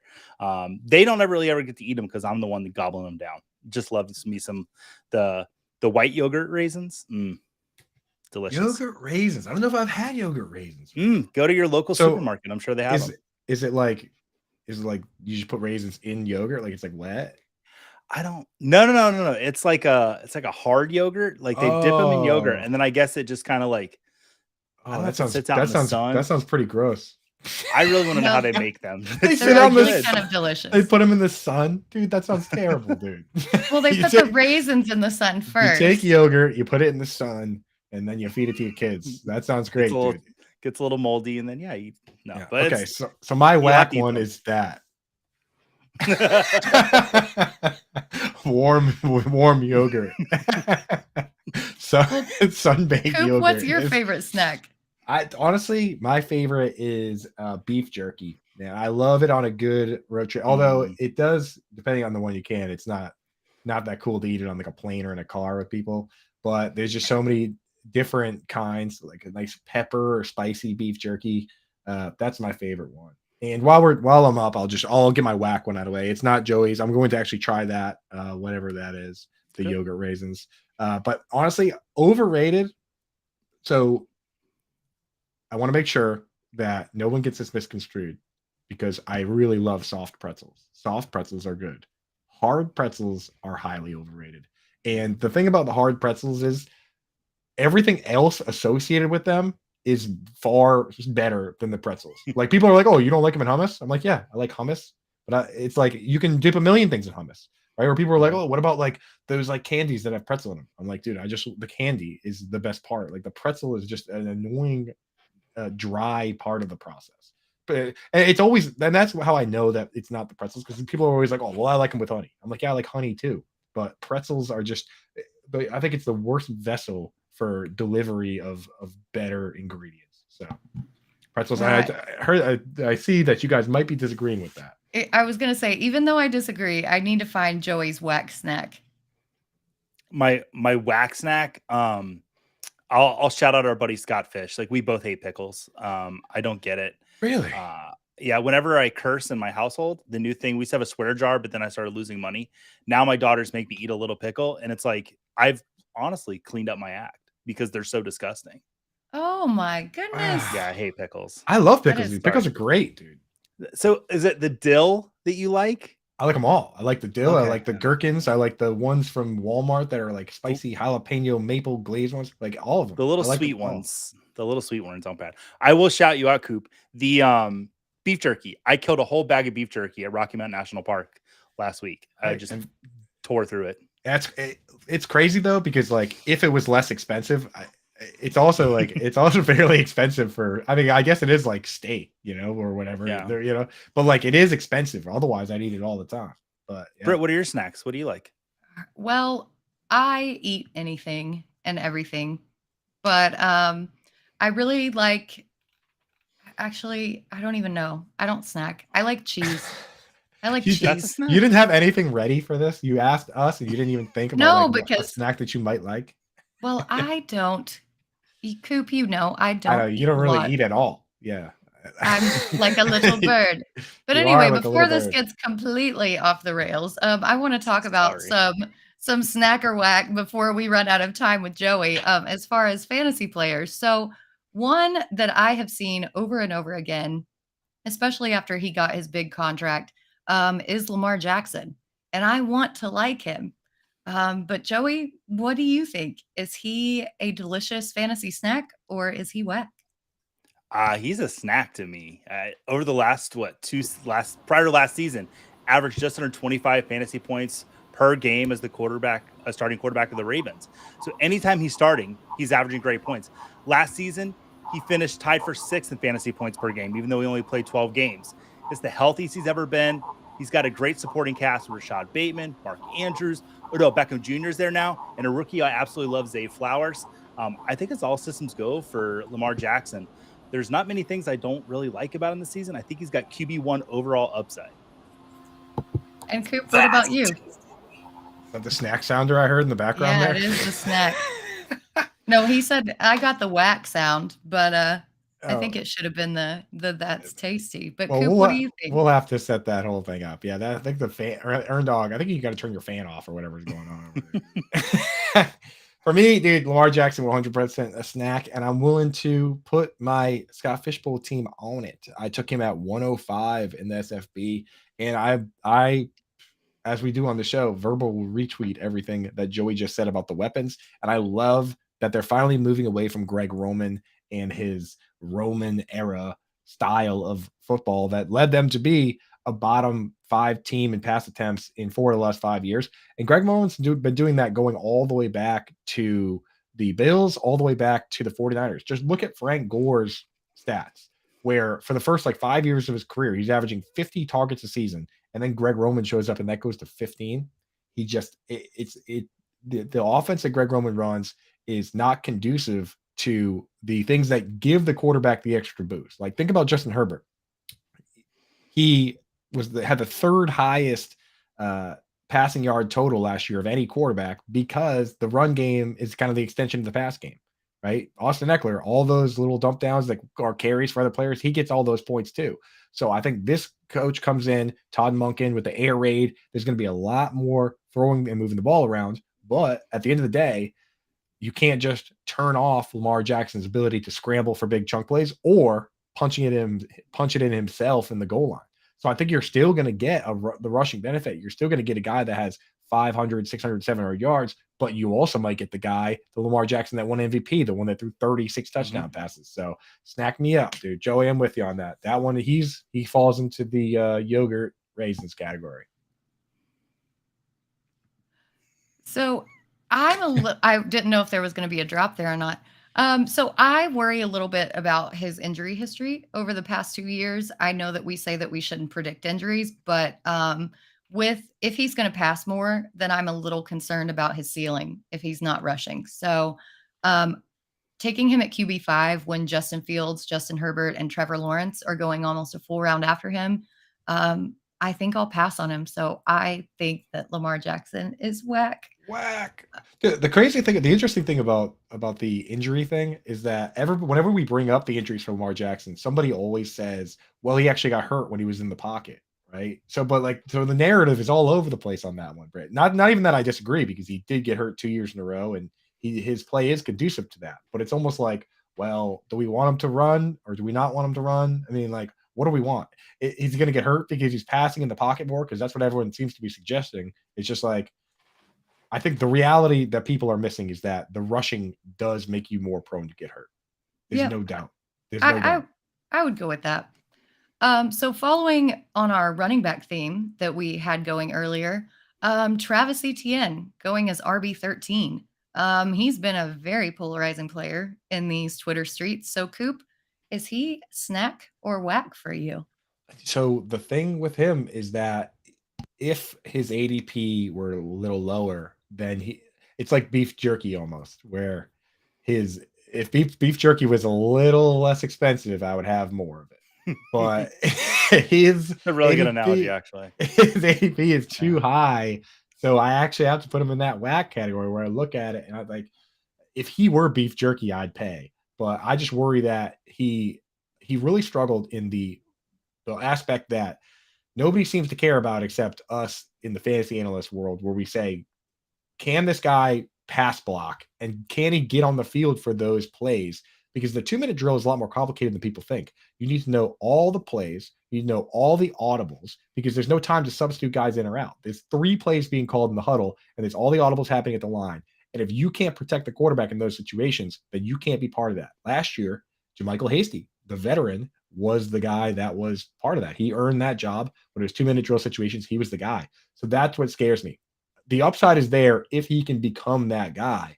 But if JaMychal Hasty or Tank Bigsby takes that particular role, that's a very high leverage part of the game that, that Saquon Barkley and Najee Harris and Austin Eckler, they're getting 40 of their receptions from that one part of the game, right?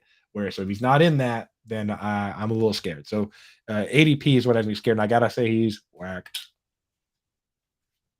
Joey, what do you think? No, I agree with you. RB13 is way too high for me. I'd rather have Mixon, Kenneth Walker, Aaron Jones, guys in that range. What I think is going to be interesting, you kind of brought it up, Coop, is who's going to get the receiving downs work for this team. They went out and got Tank Bigsby, who he led Auburn in receptions last season. Like, what? Really? A running back? He did. So, I don't know why Jacksonville's so reluctant to let Travis Etienne get that receiving down work. He did pretty well with it at Clemson, but if he's not getting that, RB13 is way too high for me. So he's whack, just based on ADP. Yep, I'm going to go a 3 out of 3. I think that he's whack. I think that he's got fumbling issues on top of everything else. Spending third round draft capital on a running back when we've seen time and time again that running backs are not super valued in this league. To me, that makes me think that his workload's going to be reduced. And scampers, you would love that. Beef jerky dipped in yogurt. I love it. We're talking the cat's language here. But I don't think that we see the volume that we're used to seeing him have. And I feel like you're drafting him at a ceiling. So yeah, for me, he's whack. Let's go to another very polarizing player. In a different situation, not necessarily on a different team, but Davante Adams, he has spoken out against how he doesn't like the Raiders front office, how he doesn't like how this offense is being run, but he's still being drafted at the end of the first or beginning of the second. So, Joey, do you think Davante Adams is a snack or is he whack? I kind of like Travis Etienne at the ADP. He's whack for me. I'm kind of just letting people draft Davante Adams because I'm much more comfortable with the running backs that are going around the middle of the second round where Davante Adams is going in drafts.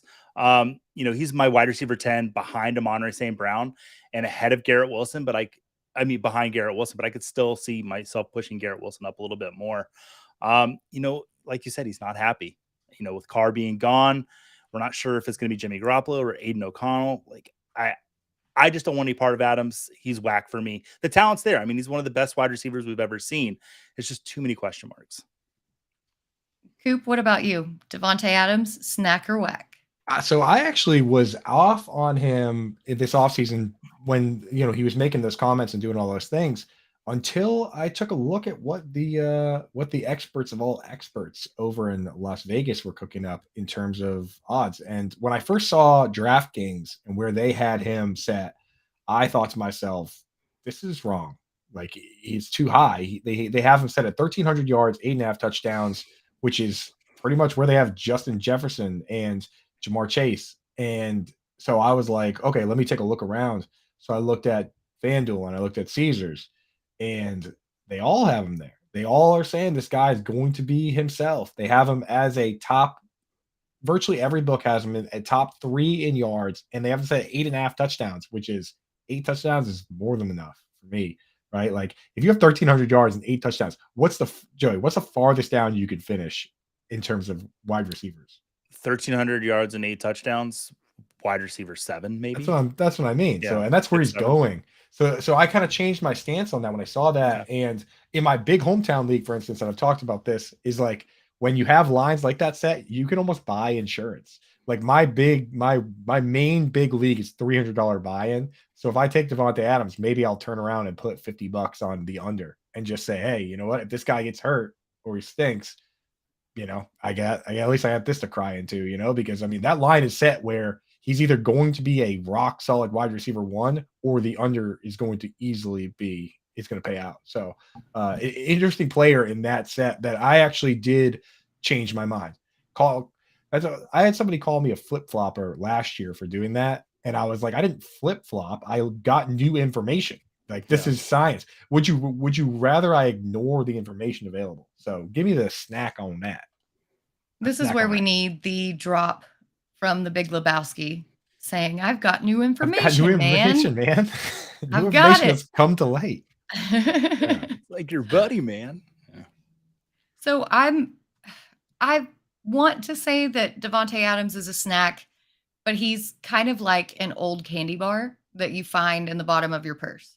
Like he'll satisfy your craving if you really want chocolate, but he's not in the same tier as like a really cold Snickers.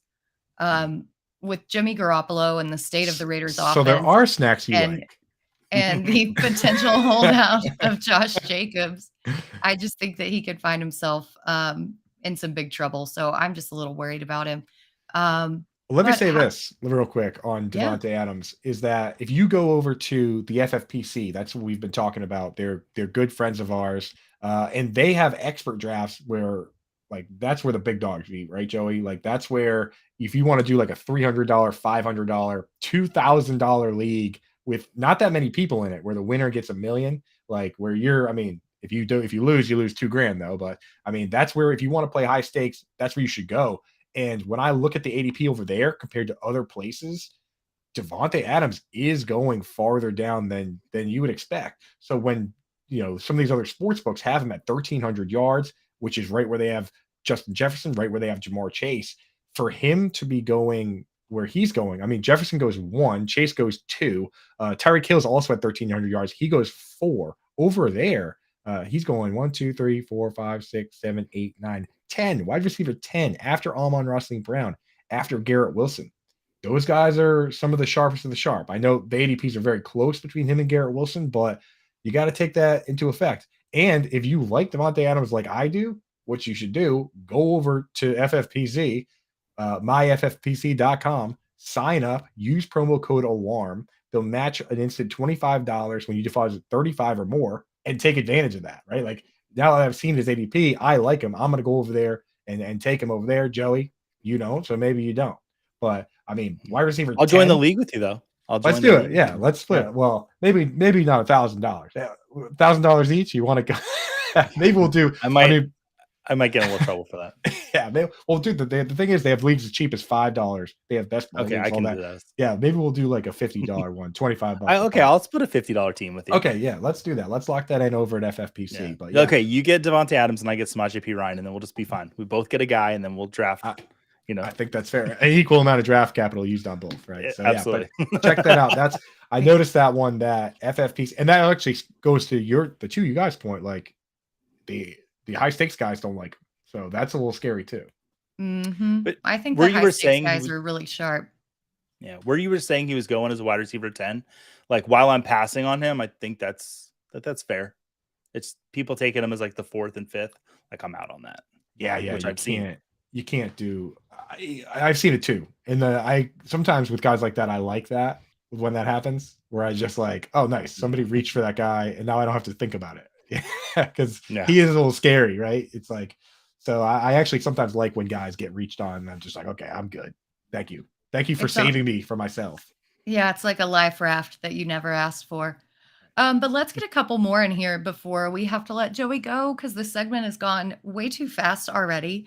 But Calvin Ridley, what do you guys think about him? Coop, I think you're next. Snack or Wack? So again, this is another one where I look at the problem that I have with Ridley is this. When I think you got to go back to the end of his time with the Falcons.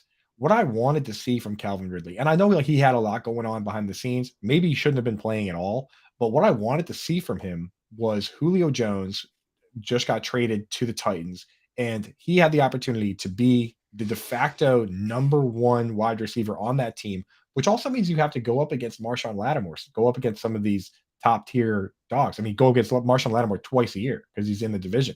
So I wanted to see him come out and not skip a beat the way Britt, your Angel CD Lamb last year. I mean, with Amari Cooper gone, he came out and he proved that he is the dude, right? That's exactly what you want to see. Ridley didn't quite do that. And I know he had stuff going on, but those 5 games were terrible. Like before it even, he even left the team, by week 3, I was saying, I got to bench this guy. I can't start. I didn't start him in week 4 or 5 at that point before all that stuff was going on. So I worry that now he comes back with a bit of rust. He joins a group that's been together for a year with Christian Kirk and Evan Ingram. And maybe he's not even the top dog on his own team. I mean, it could be Christian Kirk. So I've just been kind of hanging back and taking Kirk where I can. The guy I'm really drafted is Trevor Lawrence. Because if you take Trevor Lawrence with all these weapons, then, you're playing with house money. If you take Calvin Ridley and ends up being Kirk, then it hurts a little bit. So he's actually going to go in the whack category for me, Calvin Ridley. What do you think, Joey? Maybe I'm a little more in on him. I just think this offense with Jacksonville just looks so electric. And if Lawrence is going to succeed, I think Ridley has to succeed as well. I mean, Zay Jones is still there and Christian Kirk. I like we said about Christian Kirk, I'm going to have an article coming up next week with Football Guys about passing on certain teams' wide receiver 1s and taking the wide receiver 2. And this is one of the 2 I'm going to talk about, but I still do like the talent with Ridley. The last time we saw him play on the field when he wasn't dealing with the mental health issues that we know of, he was second team all pro with over 1,300 receiving yards and 9 touchdowns. Because the 2 years off was due to a suspension and with the mental health stuff, if he's right, I'm not as worried as if it was like an injury. So maybe I'm a little more in on him. So I'll call him a snack because I don't mind his draft value where he's going. Yeah, I think he's a snack all the way. He's the tastiest of snacks. Ooh. Again, we've only seen him in the shorts and not really anything in pads, but he looks good. I think he's going to be incredible with Trevor Lawrence in his 3rd season, and I'm totally in on him. So let's do one more before we've got to graciously let Joey get out of here. With the signing with the Tennessee Titans, DeAndre Hopkins. Joey, is he a snack or is he whack? Snacky snack. I'm fine with him. I took him in the 7th round of Scott Fishbowl. I have been ranking him as my wide receiver 21 as if he was going to go to the Patriots or the Titans. So when the news dropped, was it yesterday or Sunday? I was like, okay, that's about where I thought he was going to be. He's been a top 10 wide receiver in PPR 6 of the last 8 seasons of points per game. He's elite at his position. If Ryan Tannehill's one thing, it's efficient. When he's throwing the ball, he might not throw it a lot, but when he does, it's usually for points. I think Hopkins is going to be just fine. We've seen him succeed with Colt McCoy. I'm not worried about him. He's a snack for me. Colt McCoy, amazing football name, but maybe not amazing. I mean, maybe the best football name ever, but never quite lived up to that. So you're right. I mean, yeah, we've seen Hopkins be good with a number of different players, and he's just his style of play. It translates to success with anybody, in my opinion. If you take a different player and a different good player, even at times, like some of these guys that thrive on, like if this was Brandon Cooks, I like Cooks where he is with the Cowboys now, but I wouldn't like him with this team because they probably end up being a field stretcher. He would be inconsistent. Tannehill can't really throw guys open. You don't have to throw DeAndre Hopkins open. You have to throw it anywhere in his vicinity. I've seen him catch balls through his legs. Right? Remember that catch? He caught it like through his legs, dude. He's caught it like one-handed up here. He caught the Hail Mary with 17 guys on him from the Bills. Like, it doesn't matter with this guy. So for me, I'm in. I'm disappointed that my boy Chig got pushed to the back of the cupboard. Yeah. But he's still a snack. He's just a snack for later when Hopkins inevitably has the decline that you do when you're a 30-something-year-old wide receiver. Maybe it's next year, maybe it's the year after, but that's what happens with tight ends. They look at Evan Ingram. He's a top 5 tight end one year, then he goes on the back burner, comes out, finishes top 5. They bring in Calvin Ridley. Now he's back on the back burner. Dallas Goedert, same thing. They trade Zach Ertz, he goes up. They bring in AJ Brown, he goes down. That's why tight end's so tough, man. So we don't stop liking the player Chig, but the opportunity's not as good. Chig goes into the whack jar a little bit, and DeAndre Hopkins is front and center snack style. Can I ask Yeah. you how much you sank Chig in your rankings? Sorry. I moved him down to like so for me personally, I have to take anybody who has in my opinion, is in the driver's seat to be a top 2 target on their team. And if he is going to be third, like I believe he is, I have to take the guys in the explosive offenses first. So I actually kind of already still had Goddard ahead, but it really solidifies guys like Kittle and Goddard ahead, because now if they're all going to be third on the team, then give me the guys that have proven they can do it, right? I also have to move him behind Njoku and Schultz, just because Schultz could lead his team in targets. I think Njoku versus Elijah Moore is a little more realistic than Chig versus Treylon Burks, you know? Njoku and Chig are who I'm struggling with right now. Yes. I still have Chig ahead of Njoku, and maybe I'm just not pumped on Njoku. I know we got off the rails there a little bit. Sorry about that, Britt. No worry. Where I struggle is Kenny Pickett and Freiermuth in that situation, and whether I want Freiermuth or Chig, but it's, you almost have to go Freiermuth there too. So it's getting kind of, I'm probably moving him not too far, but he's where before I had him clearly ahead of guys like Greg Dulcich, and now they're right next to each other. Yeah, beautiful. But that's why we listen to these shows, because you get so much good information and so much good discourse. But unfortunately, it's time to let Joey go. I'm not leaving. You're It's gonna take so me much off. fun playing Just Snack or stay. Whack. Just stay. But thank you so much for coming on. Just tell everybody where they can find you and what you got going on. You can find me in about 20 minutes right here on the Better Which is Sports why Network. we got to let you go. Yeah. We're playing Fantasy Jeopardy today. Simon and I are over there playing Writing with Football Guys. The new Football Guys show just launched. Dave Kluge, Alfredo Brown, 5 days a week. I'll be on there.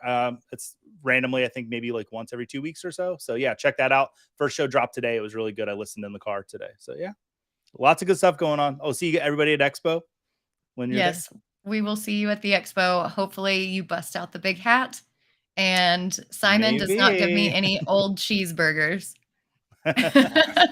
Thank you, We'll see Joey. you guys. Yes, take it easy. I'm over there looking at the YouTube for Front Yard Fantasy right now, and the branding is up there. It's looking nice. You can catch that show on our channel as well, Fantasy Alarm channel on YouTube or Better Sports Network.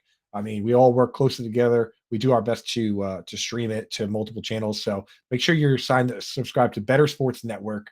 Hit that like button, hit that subscribe button to get this shows, to get that show. I mean, we're doing moving forward. We're in one form or another, Britt. It's going to be you, me, Howard, Kevin Tompkins, John and Pemba from 1 to 3 every day, getting you the hard hitting facts. And then you get to play the fun games with Front Yard Fantasy right at 3:00, which are always a blast. They always have great guests. So make sure you're subscribed to the Better Sports Network YouTube so you don't miss any of that. Yeah, exactly. We've got a ton of fun stuff coming up. And speaking about fun stuff and also important stuff, I want to dive into the latest Fantasy Alarm Draft Guide article. And I'm not going to say it's a doozy, but it's very important and very technical. Howard Bender puts these out every single season, and it is the coaching systems article. It breaks down every team, their offensive schemes, who benefits the most from it, their defensive schemes.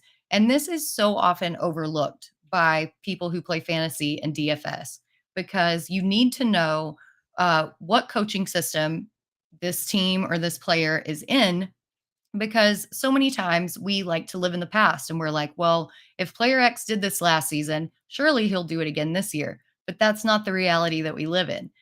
There's so many changes in head coaches and offensive coordinators. For example, this year there were 16 new offensive coordinators, and sometimes guys don't succeed when these systems change. In case anybody remembers Russell Wilson and the Denver Broncos last year. So it's so important to know these systems, know how these individual players fit into them. And today, the first of these articles dropped, and it breaks down the AFC East. I'm not going to give you the entire article. You'll have to buy the draft guide for that over at fantasyalarm.com/draft guide. But I will give you the highlights. So, Coop, what types of offensive systems are broken down in these articles, and kind of what can you expect from these offensive systems? Yeah, there's no like so I always obviously read all you guys' content. Like you and Kev have been crushing it so far with the best ball stuff and the especially with the zero and the hero RB articles. But they I always check out Dan Malin's his offensive line rankings because that's what I have the least exposure to, right? Like the stuff that we do a ton of best ball. How many best ball drafts have we done live on air, Brett? Like one every week for forever, right? Like A bazillion. I've a lost count. bazillion.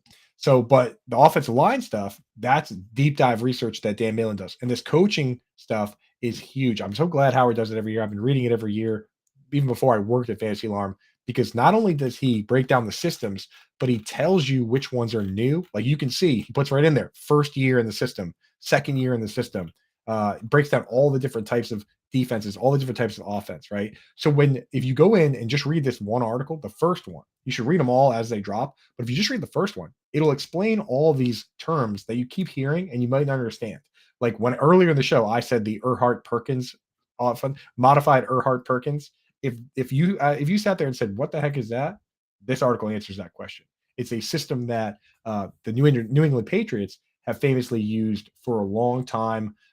It goes all the way back to the 70s, but the current version that most people use was kind of modified by Charlie Weiss, and it's an offense that is supposed to be made to be very easy for the quarterback, and at times is more difficult for some of the other players. That's why sometimes you see players show up in New England and they say, "I'm out." Like Reggie Wayne showed up and he was like, "This isn't fun." Right. So yeah, that's what it is. It's all in there. So go in there, check it out. He covers the West Coast. That's one that people are very familiar with. Air Coryell, which is a version of the spread offense. He covers the spread offense. He covers the air raid, which is a newer one. So all that's in there. Make sure you check it out. And then he breaks down the personnel groupings too. 11, 12, 13, all that. Again, there's no time to go over all that on the show, but that's the beauty of this is that he tells you what it all is, and then he says, here's who uses it, and here's what that means. And that is everything here, right? That's how you take your games to the next level. Yeah, so I think we can cover a little bit of it because I Yeah. think that it is so important. If somebody hears an air raid, okay, that's just like it sounds. Like it's a pass happy offense, like they're passing all over the place. That makes sense. If you hear like the West Coast offense, it doesn't exactly sound or act exactly how it sounds. Like there's more emphasis on passing than running, but it does use those short and intermediate passing routes to set up the run game and eventually longer passes. And basically, everybody out of the Shanahan coaching tree are big fans of this system. Like you look at what happened with the Miami Dolphins last season. Um, Tua loved to throw the deep ball, but that was due in part to faking out defenses with the short yardage passes and the receiver's ability to gain yards after the catch. Miami utilized a ton of slants and short yard passes to Tyreek Hill and Jalen Waddle within this system. And then they relied on their speed to outrun defenders and gain yards. If you don't believe me, Tyreek Hill ranked fifth in Yak and Waddle ranked 10th. So even with a mid run game, like with Raheem Mostert and Jeff Wilson, the Dolphins still finished the year with the eighth most yards per game. And if they bring in Dalvin Cook, this system is going to work to perfection. And so it's very important that you understand all the ins and outs of these schemes and what they bring to the table. And something that's also within these articles is defensive schemes, which people don't really care about defense because in fantasy football, you're not playing defensive players. You're playing your skill position players and that's it. But you need to learn the defensive schemes because if you go by the mantra of play your studs and start your studs, then you're going to be left wondering, well, why did Justin Jefferson only have like 4 points against the Eagles? Like what happened last year? It's because you didn't understand the scheme and you didn't understand the coverage. So, Coop, what can you offer a little bit on that? Yeah, I mean, that's the biggest part of what Howard does here is that he doesn't just say, like the article doesn't just say, okay, this team runs the West Coast and they run a 4-3, right? it goes into the in-depth of how they're building it and how they're utilizing it. So last year with the Jets, he talked about how Robert Saleh came over, or the year before last when he first came over, the team was a 3-4, and his defense is a 4-3. That's why, guys like Anderson were immediately like let go, because they just don't. Henry Anderson was just a good player that was let go and was picked up pretty quickly because he doesn't fit into the scheme. So that's why that if a team like that, if that's happening, and it's what we're seeing right now with the Cardinals, which that article is not out yet, but the Jets one is, when a new coach comes in, he's changing the scheme completely. That's why some of these over-unders for teams is like 4 wins, because they haven't even built it yet. Now you look at the Jets, and they've built everything that they're doing, right? So with the defenses, it's important to notice that, because those matchups, Robert Saleh for the last couple of years, I mean, last year he turns it around really quickly. But that first year, you could look at it and say, this team doesn't even have the pieces they need to run the defense. I want as many Jets matchups as I can get, right? So that's what this article gets into. And the same goes for the offenses.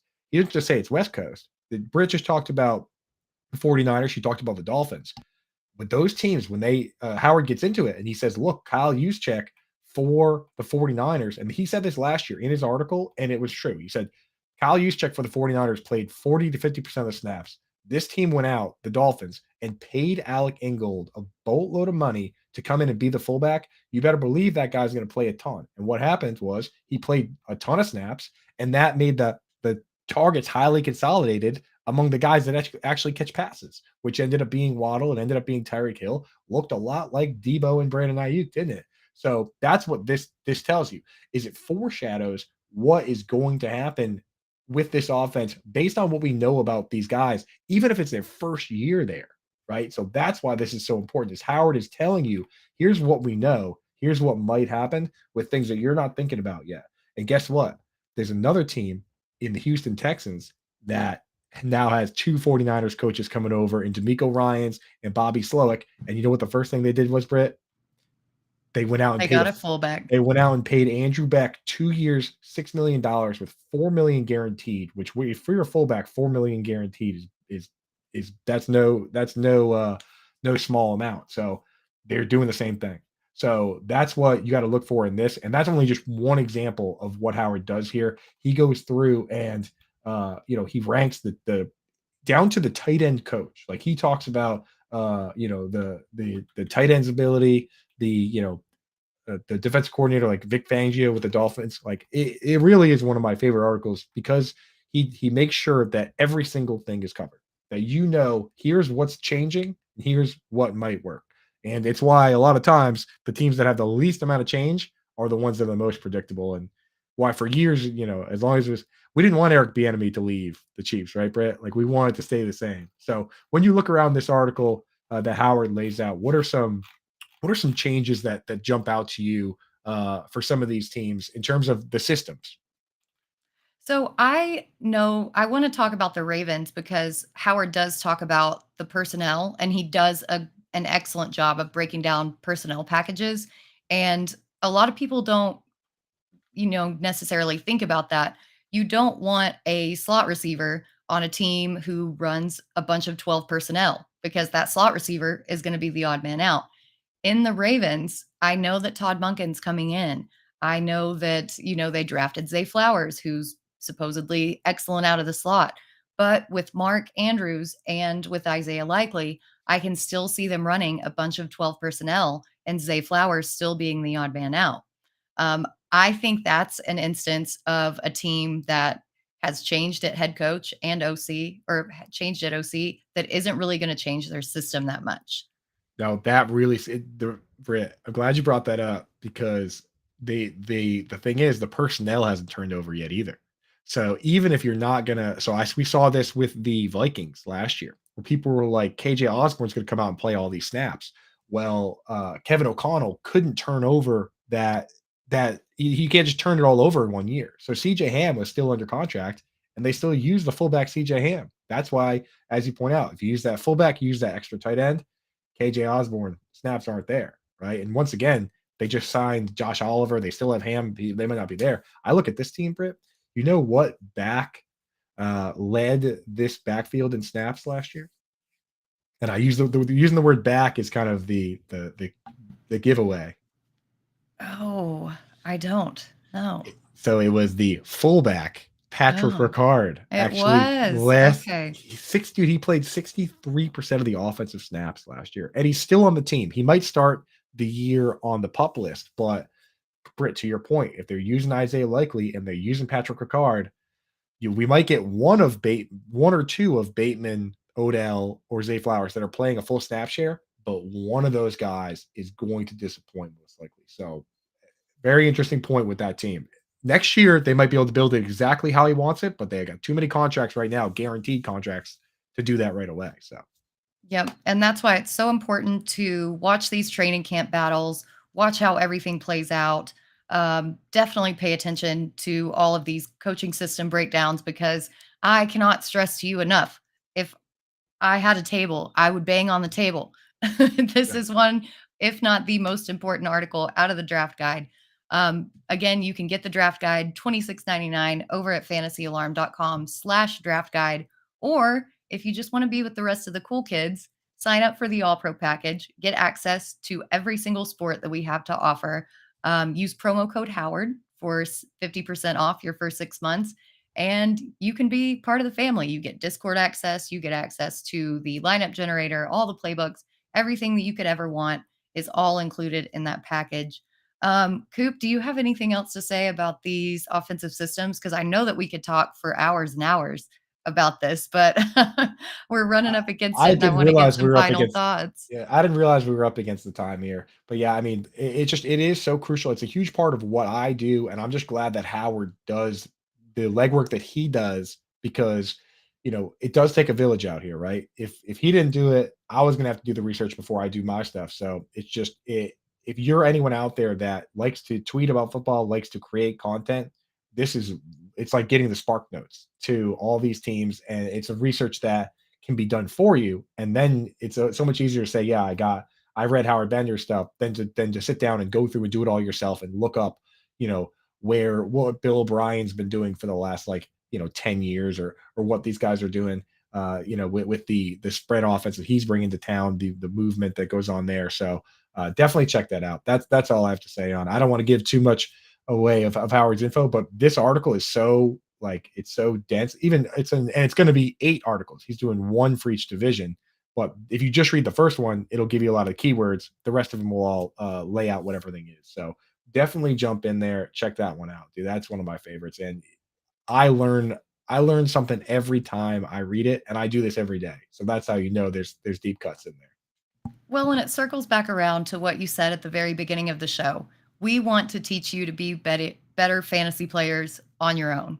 And reading this article is how you do it. Just get involved, get your own process, and then we can bring a man a fish and feed him for a day. We can teach a man to fish and feed him for the rest of his life. And that's what we're trying to do here. But there are, like we mentioned, several articles to watch for this week. There's all the coaching systems. The cheat sheet is coming out shortly. We also have a bunch of shows coming up. Join us tomorrow for a better morning at 8 a.m. Eastern. We've got Lightning Round Fantasy with me, Coop, and Kevin Tompkins at 1 p.m. Eastern. And then we've got Alarm Fantasy Football at 2 p.m. Eastern. We're all over the place. So join us in the chat. Let us know everything that you guys have going on. Please stay tuned for the new and revamped Front Yard Fantasy coming up directly after this with Joey Wright, who you just saw on the show, and all the other amazing content on A Better Sports Network. So for myself, Britt Flynn, and my amazing co-host, Andrew Cooper, we will see you guys tomorrow. Cheers, gang.